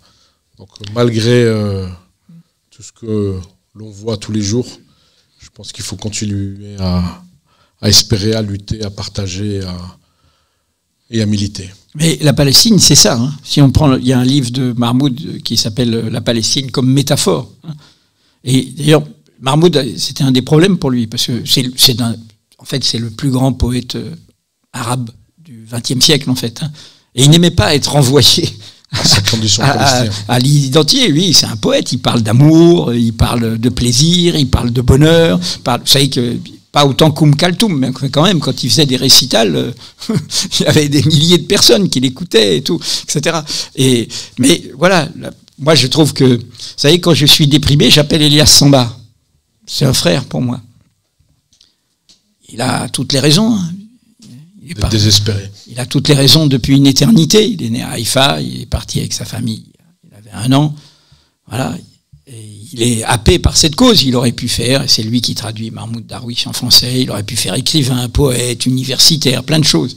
Puis il a été, happé, il s'est occupé de la question des réfugiés, du droit au retour, négociation de Camp David, il a été l'ambassadeur de la Palestine à l'UNESCO, etc. Il est happé par tout ça, toute sa vie, il est happé. Donc il aurait toutes les raisons. Et moi je l'appelle, et quand je suis déprimé, il me dit « Comment tu vas, Bibi ?»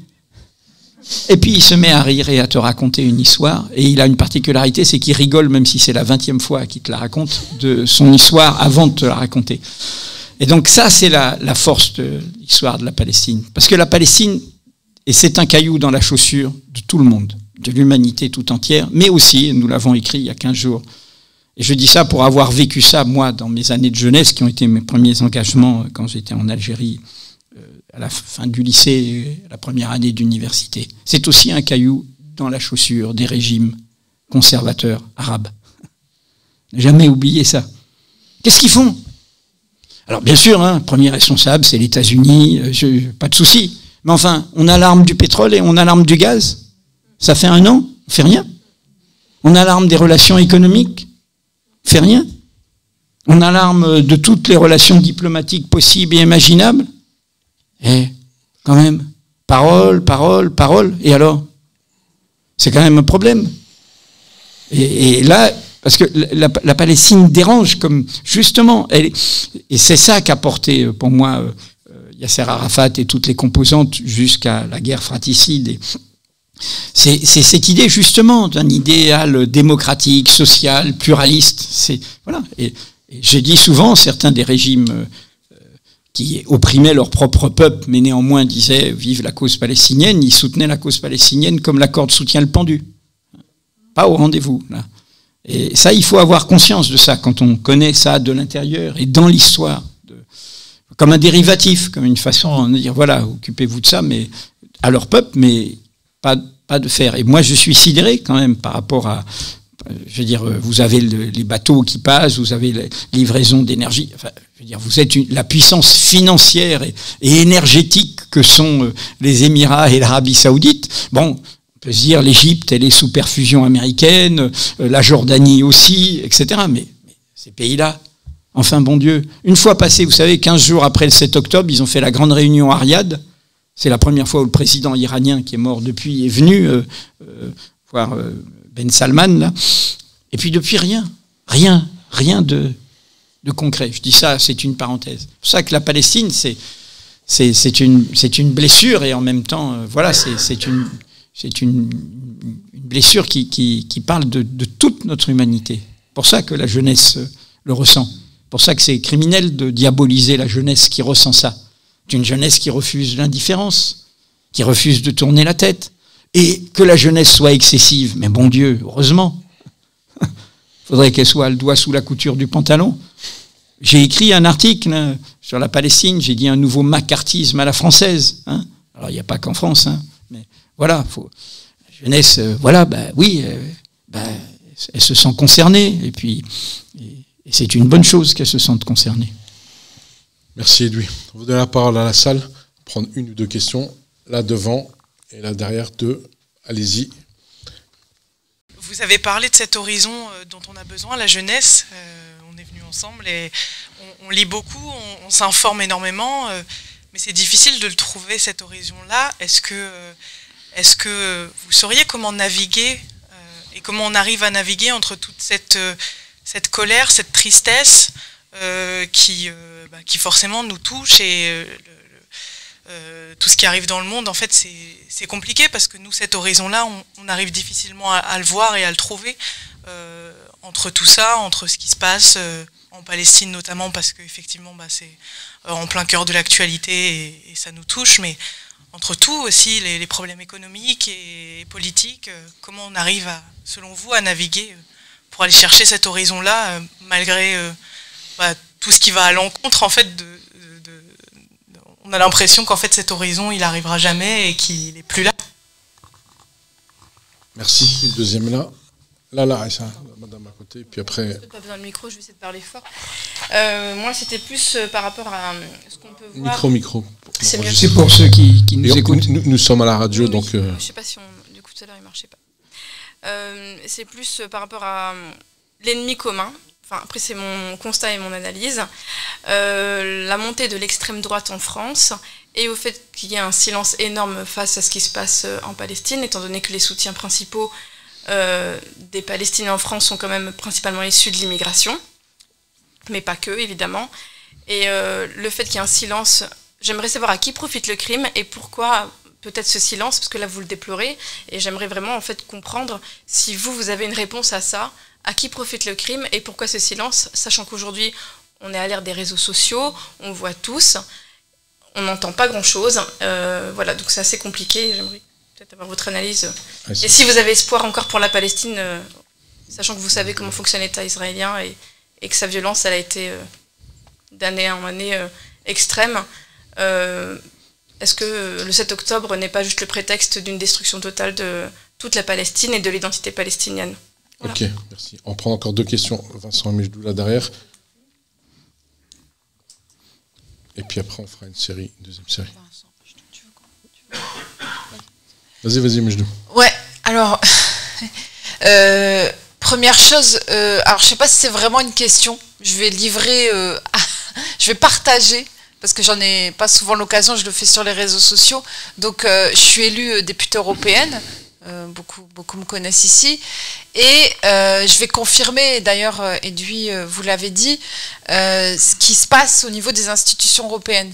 Et ce qui se passe, c'est pas forcément des grandes déclarations ou des choses flamboyantes où on assume pleinement tout le récit que vous avez fait de cette dérive qui malheureusement est inscrite dans notre histoire. C'est des petites décisions parfois techniques, marginales, qui passent sous le couvert et qui finalement font système. Je m'explique. Vous avez mentionné ce qui s'est passé hier. Ursula von der Leyen, qui est présidente de la Commission européenne, s'est transformée en Donald Trump, puisque le parti de droite auquel elle appartient a voté pour une proposition de l'extrême droite de financer des murs aux frontières de l'Europe.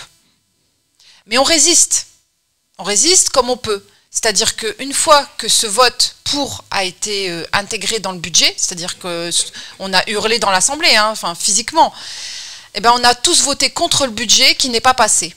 Sauf que la conséquence de ça, quand un budget ne passe pas dans une institution aussi importante qui finance plein d'investissements partout en Europe, eh ben c'est la déstabilisation de l'Europe. Et pour moi, un des points capitaux, c'est ce que disait Hannah Arendt dans Les origines du totalitarisme ou tous les travaux qu'elle a menés, c'est-à-dire c'est des petites décisions techniques par petites décisions techniques qui conduisent parfois à des grandes catastrophes. Et cette déstabilisation de l'Europe, elle évolue aussi par nos ennemis aux frontières, je pense évidemment à la Russie, mais pas seulement, et qui soutiennent très clairement l'extrême droite. Et ça aussi, j'en ai fait une déclaration très tard à l'Assemblée plénière du Parlement européen, puisqu'il y avait un débat sur les ingérences étrangères, et je l'assume ici, et je continuerai à l'assumer pleinement. C'est qu'aujourd'hui, on a une extrême droite qui est à l'offensive et qui est soutenue par, finalement, l'histoire se répète. C'est-à-dire ceux qui ont été collaborés avec le projet d'extermination des Juifs, plus ou moins, etc., en l'assumant plus ou moins.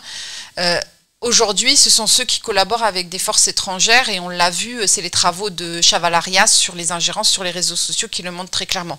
Juste pour terminer, je voulais simplement vous dire qu'il y a 2 messages d'espoir. C'est qu'en Wallonie, il n'y a pas de prise de parole dans les médias de l'extrême droite, et l'extrême droite n'existe pas. Donc on a peut-être une petite piste, le cordon sanitaire, ça existe, et moi je l'ai fait dans les commissions où je siège au Parlement européen. Et une dernière chose, je rappelle le livre de Nelson Mandela qui m'a tellement nourri, A Long Way for Freedom. Effectivement, c'est un vrai acte de libération, pas simplement de nous et des autres. Il dit pas a long way pour tuer tous les Afrikaners, il dit a long way, enfin un long chemin pour se libérer soi, libérer les autres, et ça c'est un message d'espoir. Et moi je crois que effectivement ce que vous partagez est hyper précieux, parce que c'est aussi une réflexion plus profonde qui nous extrait des polémiques quotidiennes auxquelles on a affaire, et je veux juste terminer là-dessus. Malheureusement, les voix comme celles que j'ai entendues ici, y compris dans les questions qui sont posées, elles sont étouffées par malheureusement. Et puis je voulais simplement finir pour dire que j'avais fait les missions civiles pour la paix. C'est un combat d'une génération, j'avais 20 ans, je suis allée en Palestine, j'en ai fait 2, pour m'accrocher au checkpoint et pour faire en sorte de raconter ce qui se passait réellement pour la jeunesse palestinienne. Et aujourd'hui, comme beaucoup d'entre vous ici, je ne comprends pas qu'après toutes ces années et tous ces témoignages qui se sont multipliés, on n'est toujours pas, on ait cette situation. Voilà, c'est tout. J'étais un peu longue, je suis désolée. Merci. On prend une dernière question, Vincent, et puis après... Oui, on va finir, et après on reviendra.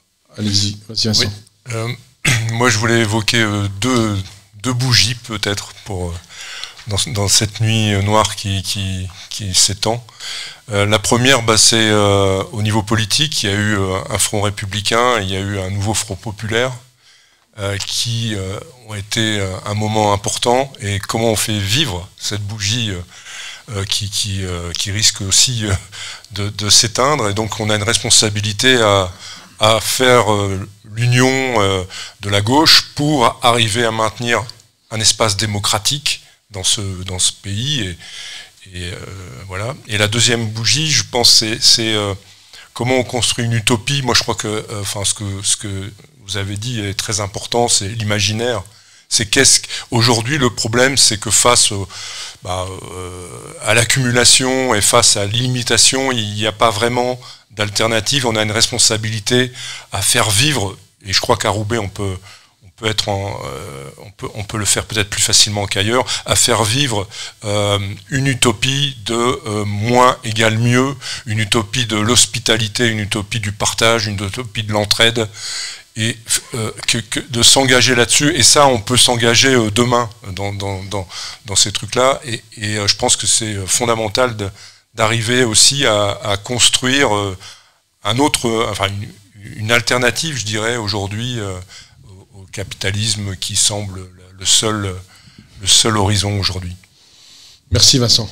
Prendre la réponse d'Edoui, et puis on prendra une deuxième série de questions. Je vais essayer d'être un peu ramassé. Le point commun entre l'appel, la vigilance et ce livre-là, c'est que celui-là, comme je vous l'ai dit, la première phrase, c'est « Europe, qu'as-tu fait de ta promesse ?» et la première phrase de l'appel à la vigilance, c'est « Que nous est-il arrivé ?» Je vous dis ça parce que l'appel à la vigilance est un hommage, paru donc en 2023, à un appel que j'avais accompagné dans les colonnes du Monde 30 ans auparavant, en 1993, qui annonçait et qui s'inquiétait de la banalisation dans le paysage intellectuel et médiatique des mots, des idées, des façons de penser de l'extrême droite. Donc, façon Et c'est en 93, c'était quelques figures de la vie intellectuelle, dont l'un que j'aime beaucoup citer, et ça renvoie, c'est ce que j'ai développé, évidemment que je connais l'histoire du cordon sanitaire en Wallonie seulement, hein, en Wallonie, hein, attention. Et cette formule d'un quelqu'un qui avait été un compagnon, grand savant, mais un compagnon de la libération, un grand résistant, Jean-Pierre Vernant, qui par rapport à ce débat-là, voilà, où on a vu, y compris des figures de la gauche, voire de la gauche radicale, cautionner ces chaînes de télé, croire qu'on pouvait être chroniqueur chez M. Hanouna, aller sur leur plateau, etc. Et la réponse à l'époque, bien, il y a bien longtemps de Vernant, c'est on ne discute pas recettes de cuisine avec des anthropophages. Bon, donc je pense que tout ce qui a été fait, aussi bien, je cite des noms, par Bouillard, par Garrido et tout, pas oublier qu'ils ont été chroniqueurs sur l'idée, il faut s'adresser au peuple et on va dans ces lieux-là. C'est des lieux de perdition, c'est des lieux de sauvagerie et c'est des lieux de mépris du peuple. Et loin de faire avancer ses propres idées, on cautionne cet univers. Et c'était une erreur stratégique. Alors qu'est-ce qu'il y a derrière cette erreur stratégique ?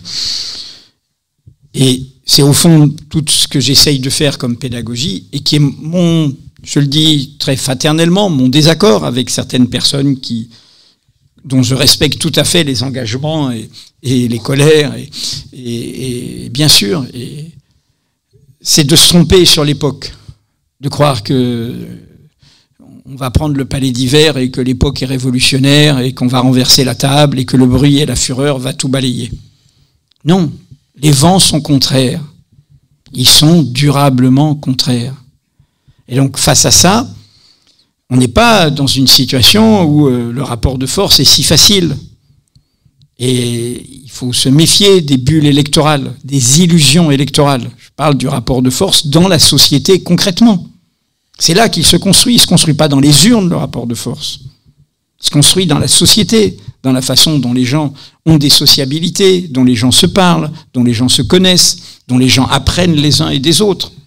Je suis très frappé dans tout le paysage, et ça concerne toutes les formations politiques des dernières périodes, comment, au fond, aucune des formations qui, y compris, se sont dressées contre la dérive du Parti socialiste, ne se sont construits comme des partis de masse, comme des partis vraiment organisés sur le terrain, comme l'était à une très vieille époque le Parti communiste, dans les villes, dans les cités, sur les lieux de travail, s'organiser, construire la digue, créer des solidarités.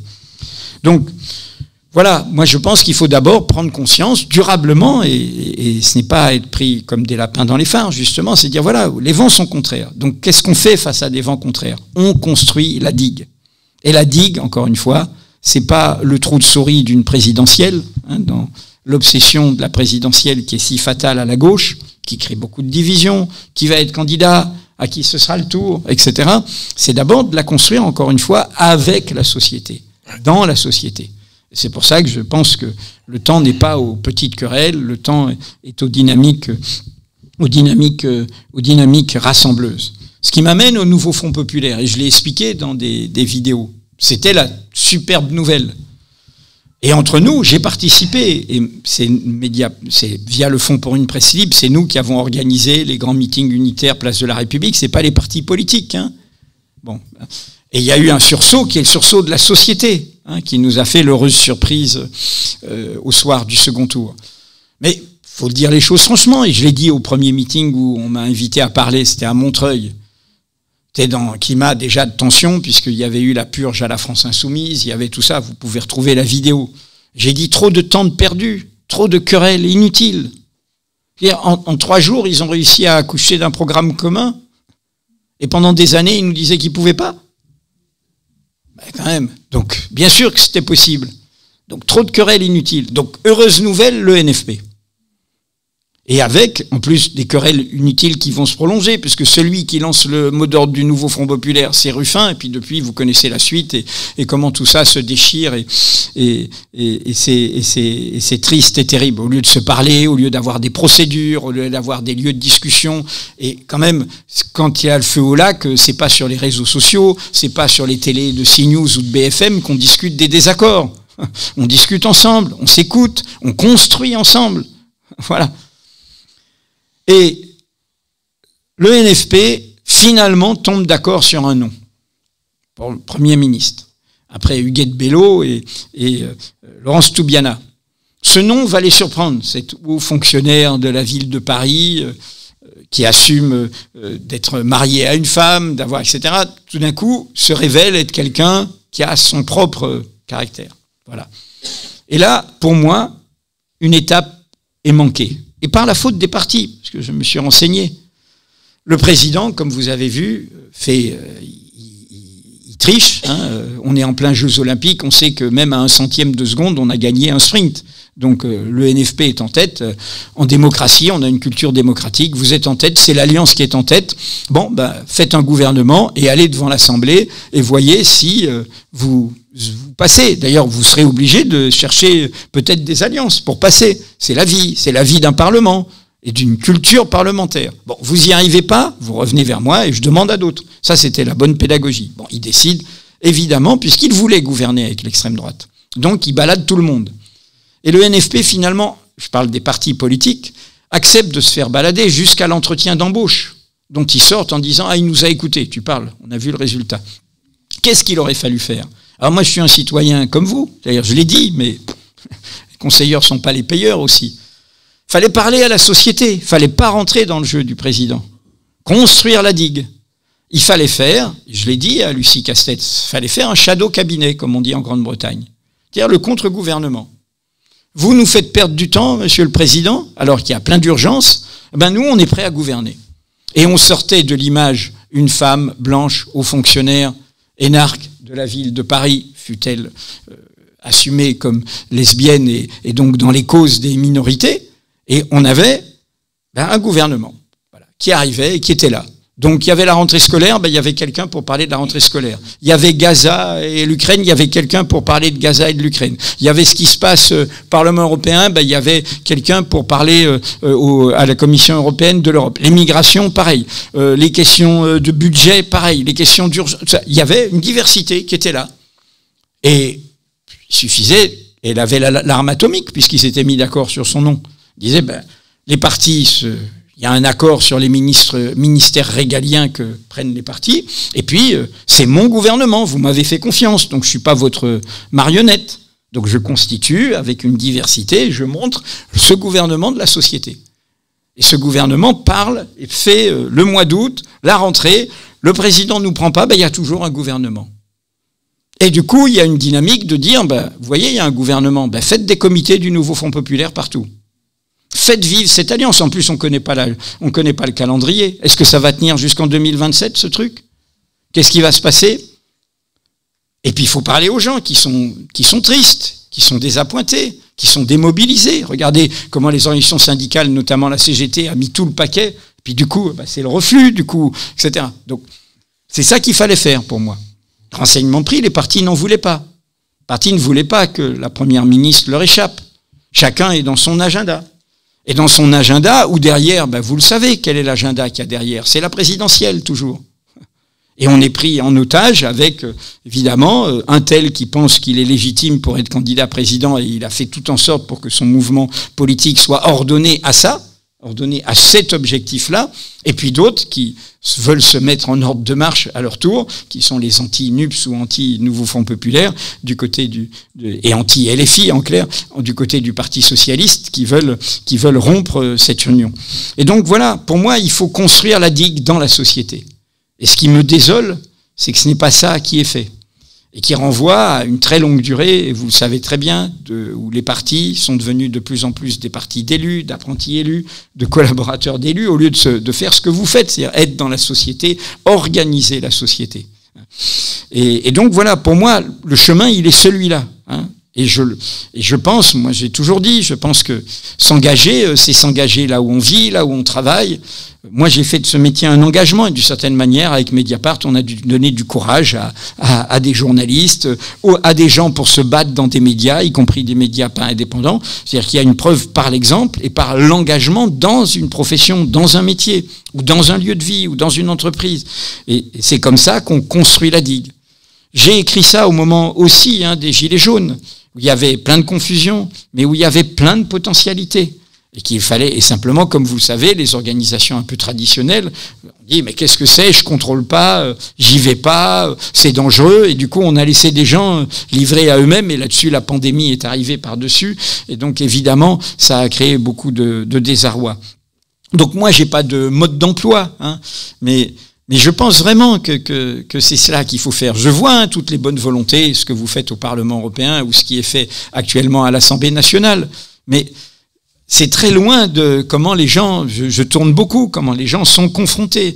Et quand on rentre sur le terrain, il se passe autre chose.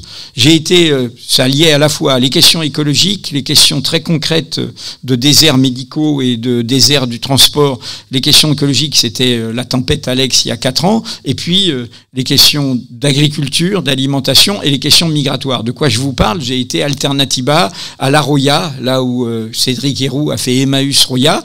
Hein, et puis voilà, il y avait 3 tables rondes qui m'ont demandé d'animer, où on rentrait dans le concret des choses, hein, et où là, il y a un chemin qui se crée, voilà. Et je pense que c'est comme ça qu'il faut faire actuellement. Puis il faut construire la digue, parce que les vents sont contraires, donc qu'est-ce qu'on a en face? Pas simplement un bulletin de vote, pas simplement des élus, notre propre digue. Autrement, tout ça, regardez comment tout ça régresse. Alors, de ce point de vue, on a aussi des exemples. Et il faut regarder à côté. Et j'aimerais que les gauches françaises regardent ce que font les gauches espagnoles. Je suis désolé. Bon. Qui est au rendez-vous sur la Palestine et qui est au rendez-vous sur les migrants. Et qui est au rendez-vous sur le tourisme de masse. Et qui est au rendez-vous sur les violences sexistes et sexuelles. Je parle de manifestations de masse. Car les manifestations de masse sur la Palestine, par des gouvernants, vous n'avez pas vu. Hein, voilà. Donc, pas des gouvernants, des partis de gauche, vous n'avez pas vu des grandes. Et donc, en Espagne, vous avez vu le gouvernement Sanchez, quand même, y compris sur l'immigration. Hein, ils veulent régulariser l'inverse de la politique italienne. Ils ont, comme l'Irlande et comme la Norvège, la reconnaissance de la Palestine. Voilà. Donc, alors. D'où ça vient? Ça vient d'un parti socialiste qui, en l'occurrence, a refusé d'être dans une logique hégémonique et a accepté, avec la naissance de Sumar, par rapport à une autre logique hégémonique qui était celle de Podemos, et on est sorti des logiques hégémoniques et on a accepté la diversité des gauches. Et de vivre avec cette diversité, de la faire vivre, de pas être dans l'idée c'est moi ou pas moi. Voilà, c'est très concret. Voilà, et puis même dans une logique hégémonique, j'ai dit, par exemple, j'étais à Grenoble, je regrette vraiment, parce que les députés sont de gauche à Grenoble, et écologistes, tout, c'est un lieu historique, Grenoble, dans une ville très, très divers et très inventive, et c'était là où Mendès France avait été candidat dans les années 60, et ça aurait été très bien que Lucie Castet soit candidate là-bas. Ça faisait une bataille nationale, face historiquement à Olivier Véran, donc quelqu'un qui est symbolique de la débâcle du macronisme, une bataille nationale de faire de cette législative. Sur quoi ça s'est heurté? Elle perd tout capital si elle dit qu'elle est dans un groupe, parce qu'elle est le carrefour. Elle est le NFP, elle peut pas dire je suis. Donc pour garder ce capital, elle doit dire je suis la rassembleuse. Et la France insoumise a dit non, c'est notre circonscription, tu dois t'engager à nous rejoindre. Donc à ce moment-là, elle perd son capital de diversité, et c'est une occasion perdue. C'est une occasion perdue. Du coup, le PS va mettre son candidat face à un candidat France Insoumise, enfin, puisque c'est un PS anti-NUPS et anti-NFP, et vous voyez bien le film, la suite du film. Je suis désolé, hein, je vous rentre dans la popole, mais comme on dit à Mediapart, ce qui ne me passionne pas beaucoup, mais on est au cœur de ça. On est au cœur de ça, et vraiment, ça me désole que voilà, qu'il n'y ait pas cette hauteur, que, évidemment, quand il y a tout d'un coup la dissolution et tout ça, cette hauteur, tout le monde est d'accord, et on est content que la société parle, et que la société l'exprime, et c'est ce que nous avons fait. Voilà. Deux autres questions. Très, très rapidement, deux autres questions ont été posées. Une... non, mais je vais terminer sur une question. Oui, sur l'extrême droite et sur le 7 octobre. Bon, l'extrême droite, je l'ai dit, hein, c'est la haine de l'égalité, et l'extrême droite, elle ne vient jamais naturellement, elle vient parce que des forces politiques lui font la courte échelle. Aucun pays, aucun peuple n'est spontanément raciste, xénophobe, fasciste.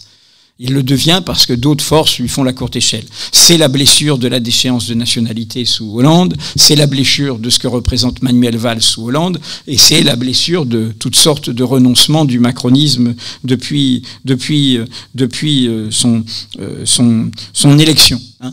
Et donc, pour moi, il y a jamais de fatalité à l'extrême droite. L'extrême droite, elle profite de nos faiblesses.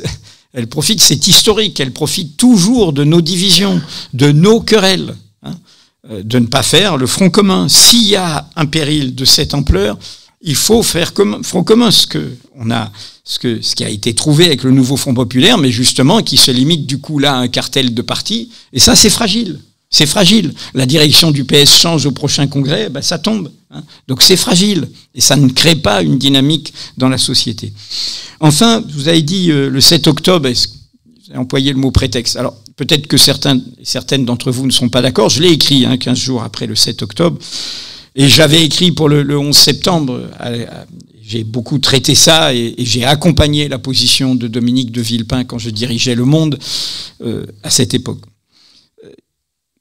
C'est le désaccord en clair, autant avec Al-Qaïda, qui est un mouvement terroriste sans frontières. Je sais bien que le Hamas est lié à l'histoire de la cause palestinienne. Mais néanmoins, je pense que la fin ne justifie pas les moyens, que ce sont toujours les moyens qui déterminent la fin. Et qu'un certain type de moyens font le jeu de l'adversaire. Les attentats des tours jumelles ont évidemment fait le jeu de la catastrophe. Ils ont permis à la politique de la peur américaine de se développer et évidemment la suite, la destruction de l'Irak, la naissance de l'État islamique et toute la suite, vous le connaissez. Le 7 octobre, pour moi, dans le choix du modus operandi, c'est-à-dire le fait de s'en prendre à des civils et non pas à la force militaire, hein, aux institutions militaires, aux symboles militaires, et donc de créer une panique existentielle au cœur du peuple israélien, hein, et pas seulement de l'adversaire politique, eh bien, et j'ai rappelé, j'ai dit pourquoi c'est discutable, j'ai rappelé que l'ANC, avant la libération de Mandela, avait commis, comme toute lutte de résistance, à un moment commet des actes terroristes. Ceux qui connaissent l'histoire de la bataille d'Alger, l'attentat du Milk Bar, et d'autres. Mais, justement, les forces politiques qui sont du côté d'une réflexion sur l'éthique en politique en tirent un certain bilan. L'ANC, après des attentats qui avaient eu beaucoup de morts civiles, et avant, qui est la fin de l'apartheid, avait publié, après discussion interne, un communiqué de critique du modus operandi choisi. Donc, je pense qu'une fois passé le moment où on se dit, tiens, l'action du Hamas et des forces qui l'accompagnaient a réussi à mettre la question palestinienne en haut de l'agenda, à faire tomber les accords d'Abraham, nous voyons le résultat aujourd'hui. Et qui renvoie, pour moi, à ce qu'est une force politique comme le Hamas, qui n'est pas une force politique pluraliste, je parle de... Voilà, par rapport à ce que représentait... je ne parle pas de la corruption, je le sais comme vous, hein, la corruption de l'autorité palestinienne et ce que c'est devenu, mais à ce que représentait l'OLP par rapport à la diversité du peuple palestinien. Donc, voilà, je ne mets pas du tout à égalité, et c'est le texte que je vous ai cité, hein, sur l'oppression, la résistance, le terrorisme, le contre-terrorisme, etc. Je ne mets pas à égalité opprimés et oppresseurs, mais je pense que l'acte commis par le Hamas ne pouvait que provoquer une catastrophe. Parce qu'il ne pouvait être ressenti dans une mémoire juive, ça évidemment, et c'est pas que de la propagande, comme un acte pogromiste, comme un acte qui, quels que soient les excès de propagande, les mensonges qui ont été dits, le fait de s'en prendre à des civils, et du coup de libérer une violence de la société coloniale, hein, qui est là. Et ces questions-là sont des questions que les mouvements d'émancipation, les mouvements de libération ont eu à débattre. Entre nous, y compris la gauche sociale française a eu à débattre de ça. Ça s'appelle les attentats anarchistes au XIXe siècle. Le chagrin de la Commune de Paris fait qu'il y a des anarchistes, des jeunes, qui ont un idéal de propagande par le fait. Et ils disent, exactement comme peuvent penser un militant du Hamas, ils disent, les cons de bourgeois, les salauds de bourgeois, ils sont complices de l'exploitation capitaliste. Et donc je fais des bombes dans les cafés. Ah oui, et c'est ce qui s'est passé. Ça a donné les lois scélérates. Et puis il y a eu une prise de conscience. Il y a eu une prise de conscience avec quelques figures du mouvement anarchiste, d'autant plus prise de conscience que ça donnait la main à la fois aux lois scélérates qui brutalisaient la culture démocratique, on les a reconvoquées par rapport à l'état d'urgence et tout ça, mais c'est évidemment, ça donnait la main, hop, à l'extrême droite. On l'appelait pas comme ça encore. C'est le début de l'affaire Dreyfus. C'est le pogrom des Italiens à Aigues-Mortes. Et puis, c'est évidemment la perpétuation de l'aventure coloniale. Quand même, jamais oublier qu'Édouard Drummond, l'auteur de La France juive, la Bible de l'antisémitisme moderne, où est-ce qu'il se fait élire député? À Alger. N'oubliez jamais ça. Tout ça est lié. Tout ça se tient. Et donc, ces débats, il est légitime de les avoir. Il est légitime de dire, mais attendez, est-ce que c'est le bon mode d'action? Ben non, je pense que, et je ne sais pas un point de vue moral abstrait, je pense que c'est évidemment un mode d'action qui a servi évidemment dans le choix qui a été fait. L'ennemi qui était en face, c'était ce Netanyahou, c'était cette extrême droite. Elle ne pouvait que s'en emparer comme ça. Et c'est très important, je dis ça parce que c'est y compris des débats que les historiens revisitent sur le mouvement d'indépendance en Algérie. Par exemple, la bataille d'Alger, je vous ai parlé du Milbar et on connaît tout ça sur la bataille d'Alger. Mais on oublie, et c'est très intéressant parce que la brutalisation que ça permet, ce mode d'action, elle a des conséquences sur le mouvement d'émancipation.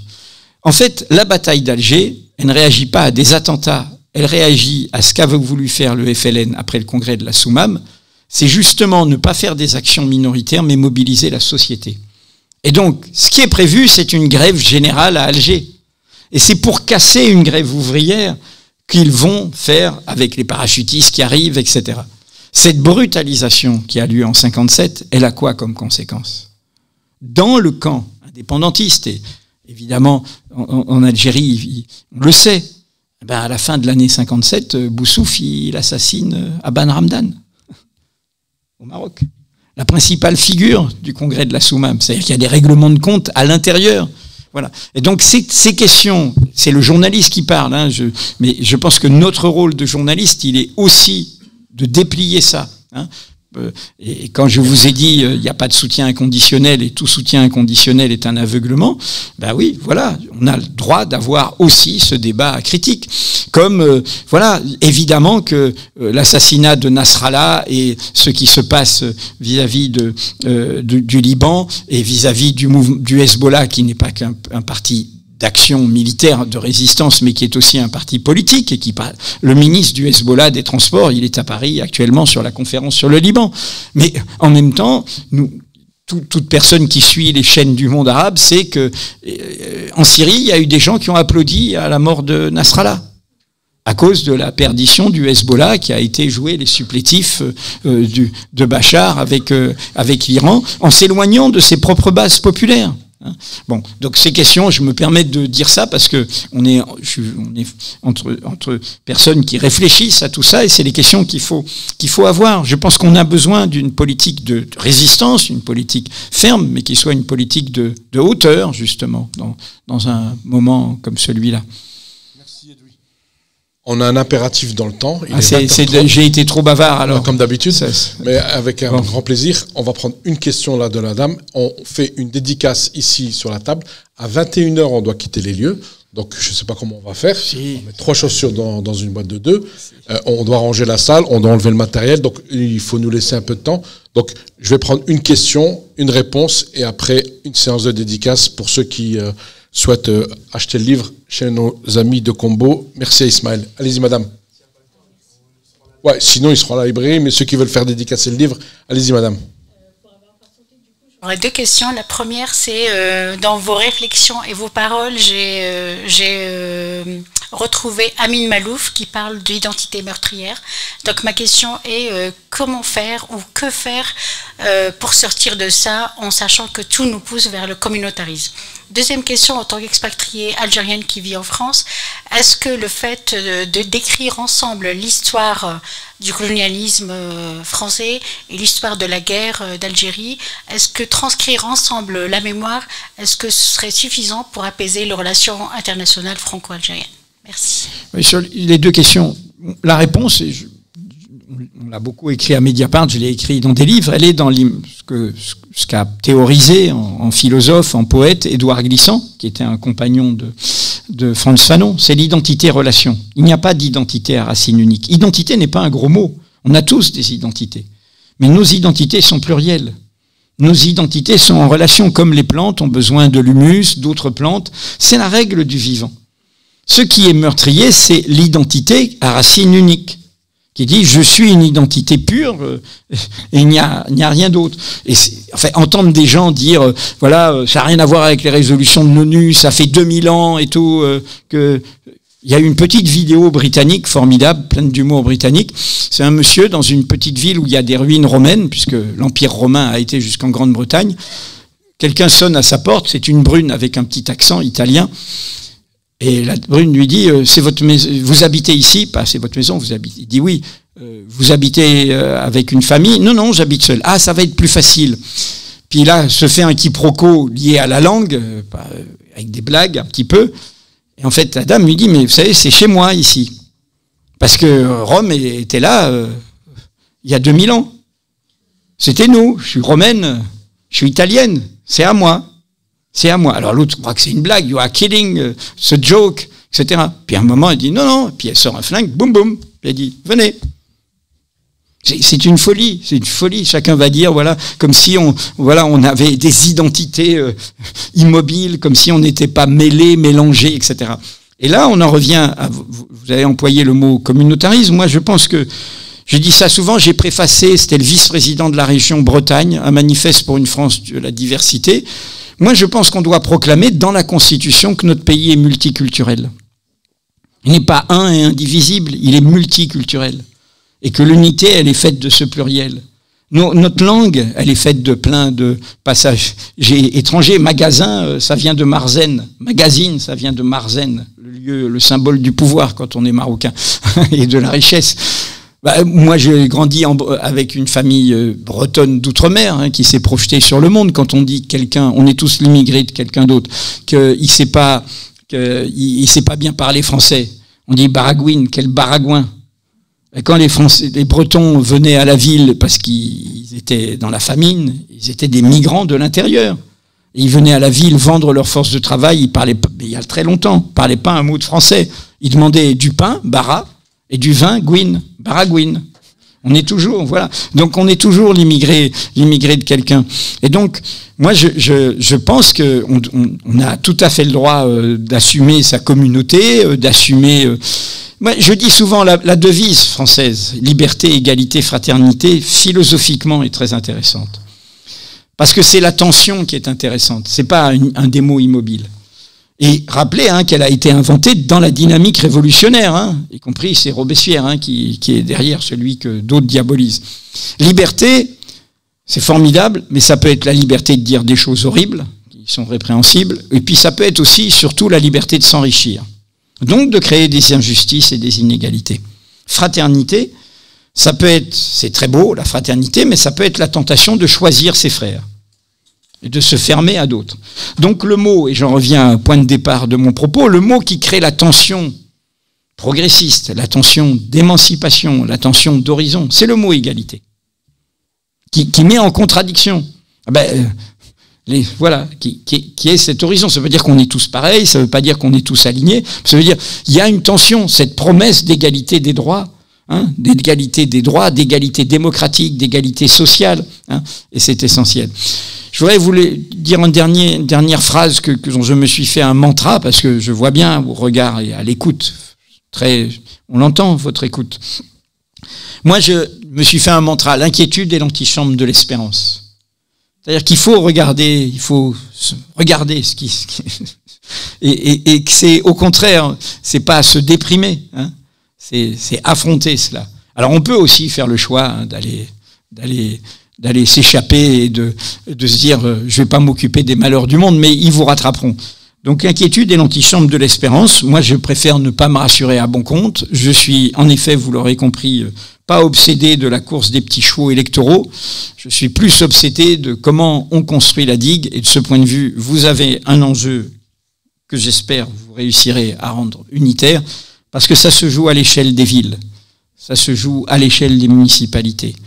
C'est là que peuvent se faire des liens, c'est là que peuvent se faire des politiques alternatives, c'est là que se peut faire des écoutes. Et là, il y a, de toute façon, ce calendrier-là, il existe. La présidentielle, c'est autre chose, ça s'appelle les élections municipales. Essayez d'éviter les divisions, les logiques d'hégémonie qui ne feront pas de bien. J'en vois certains qui sourient. Je vous laisse chacun développer la suite. Et chacune. Merci Louis. À tous.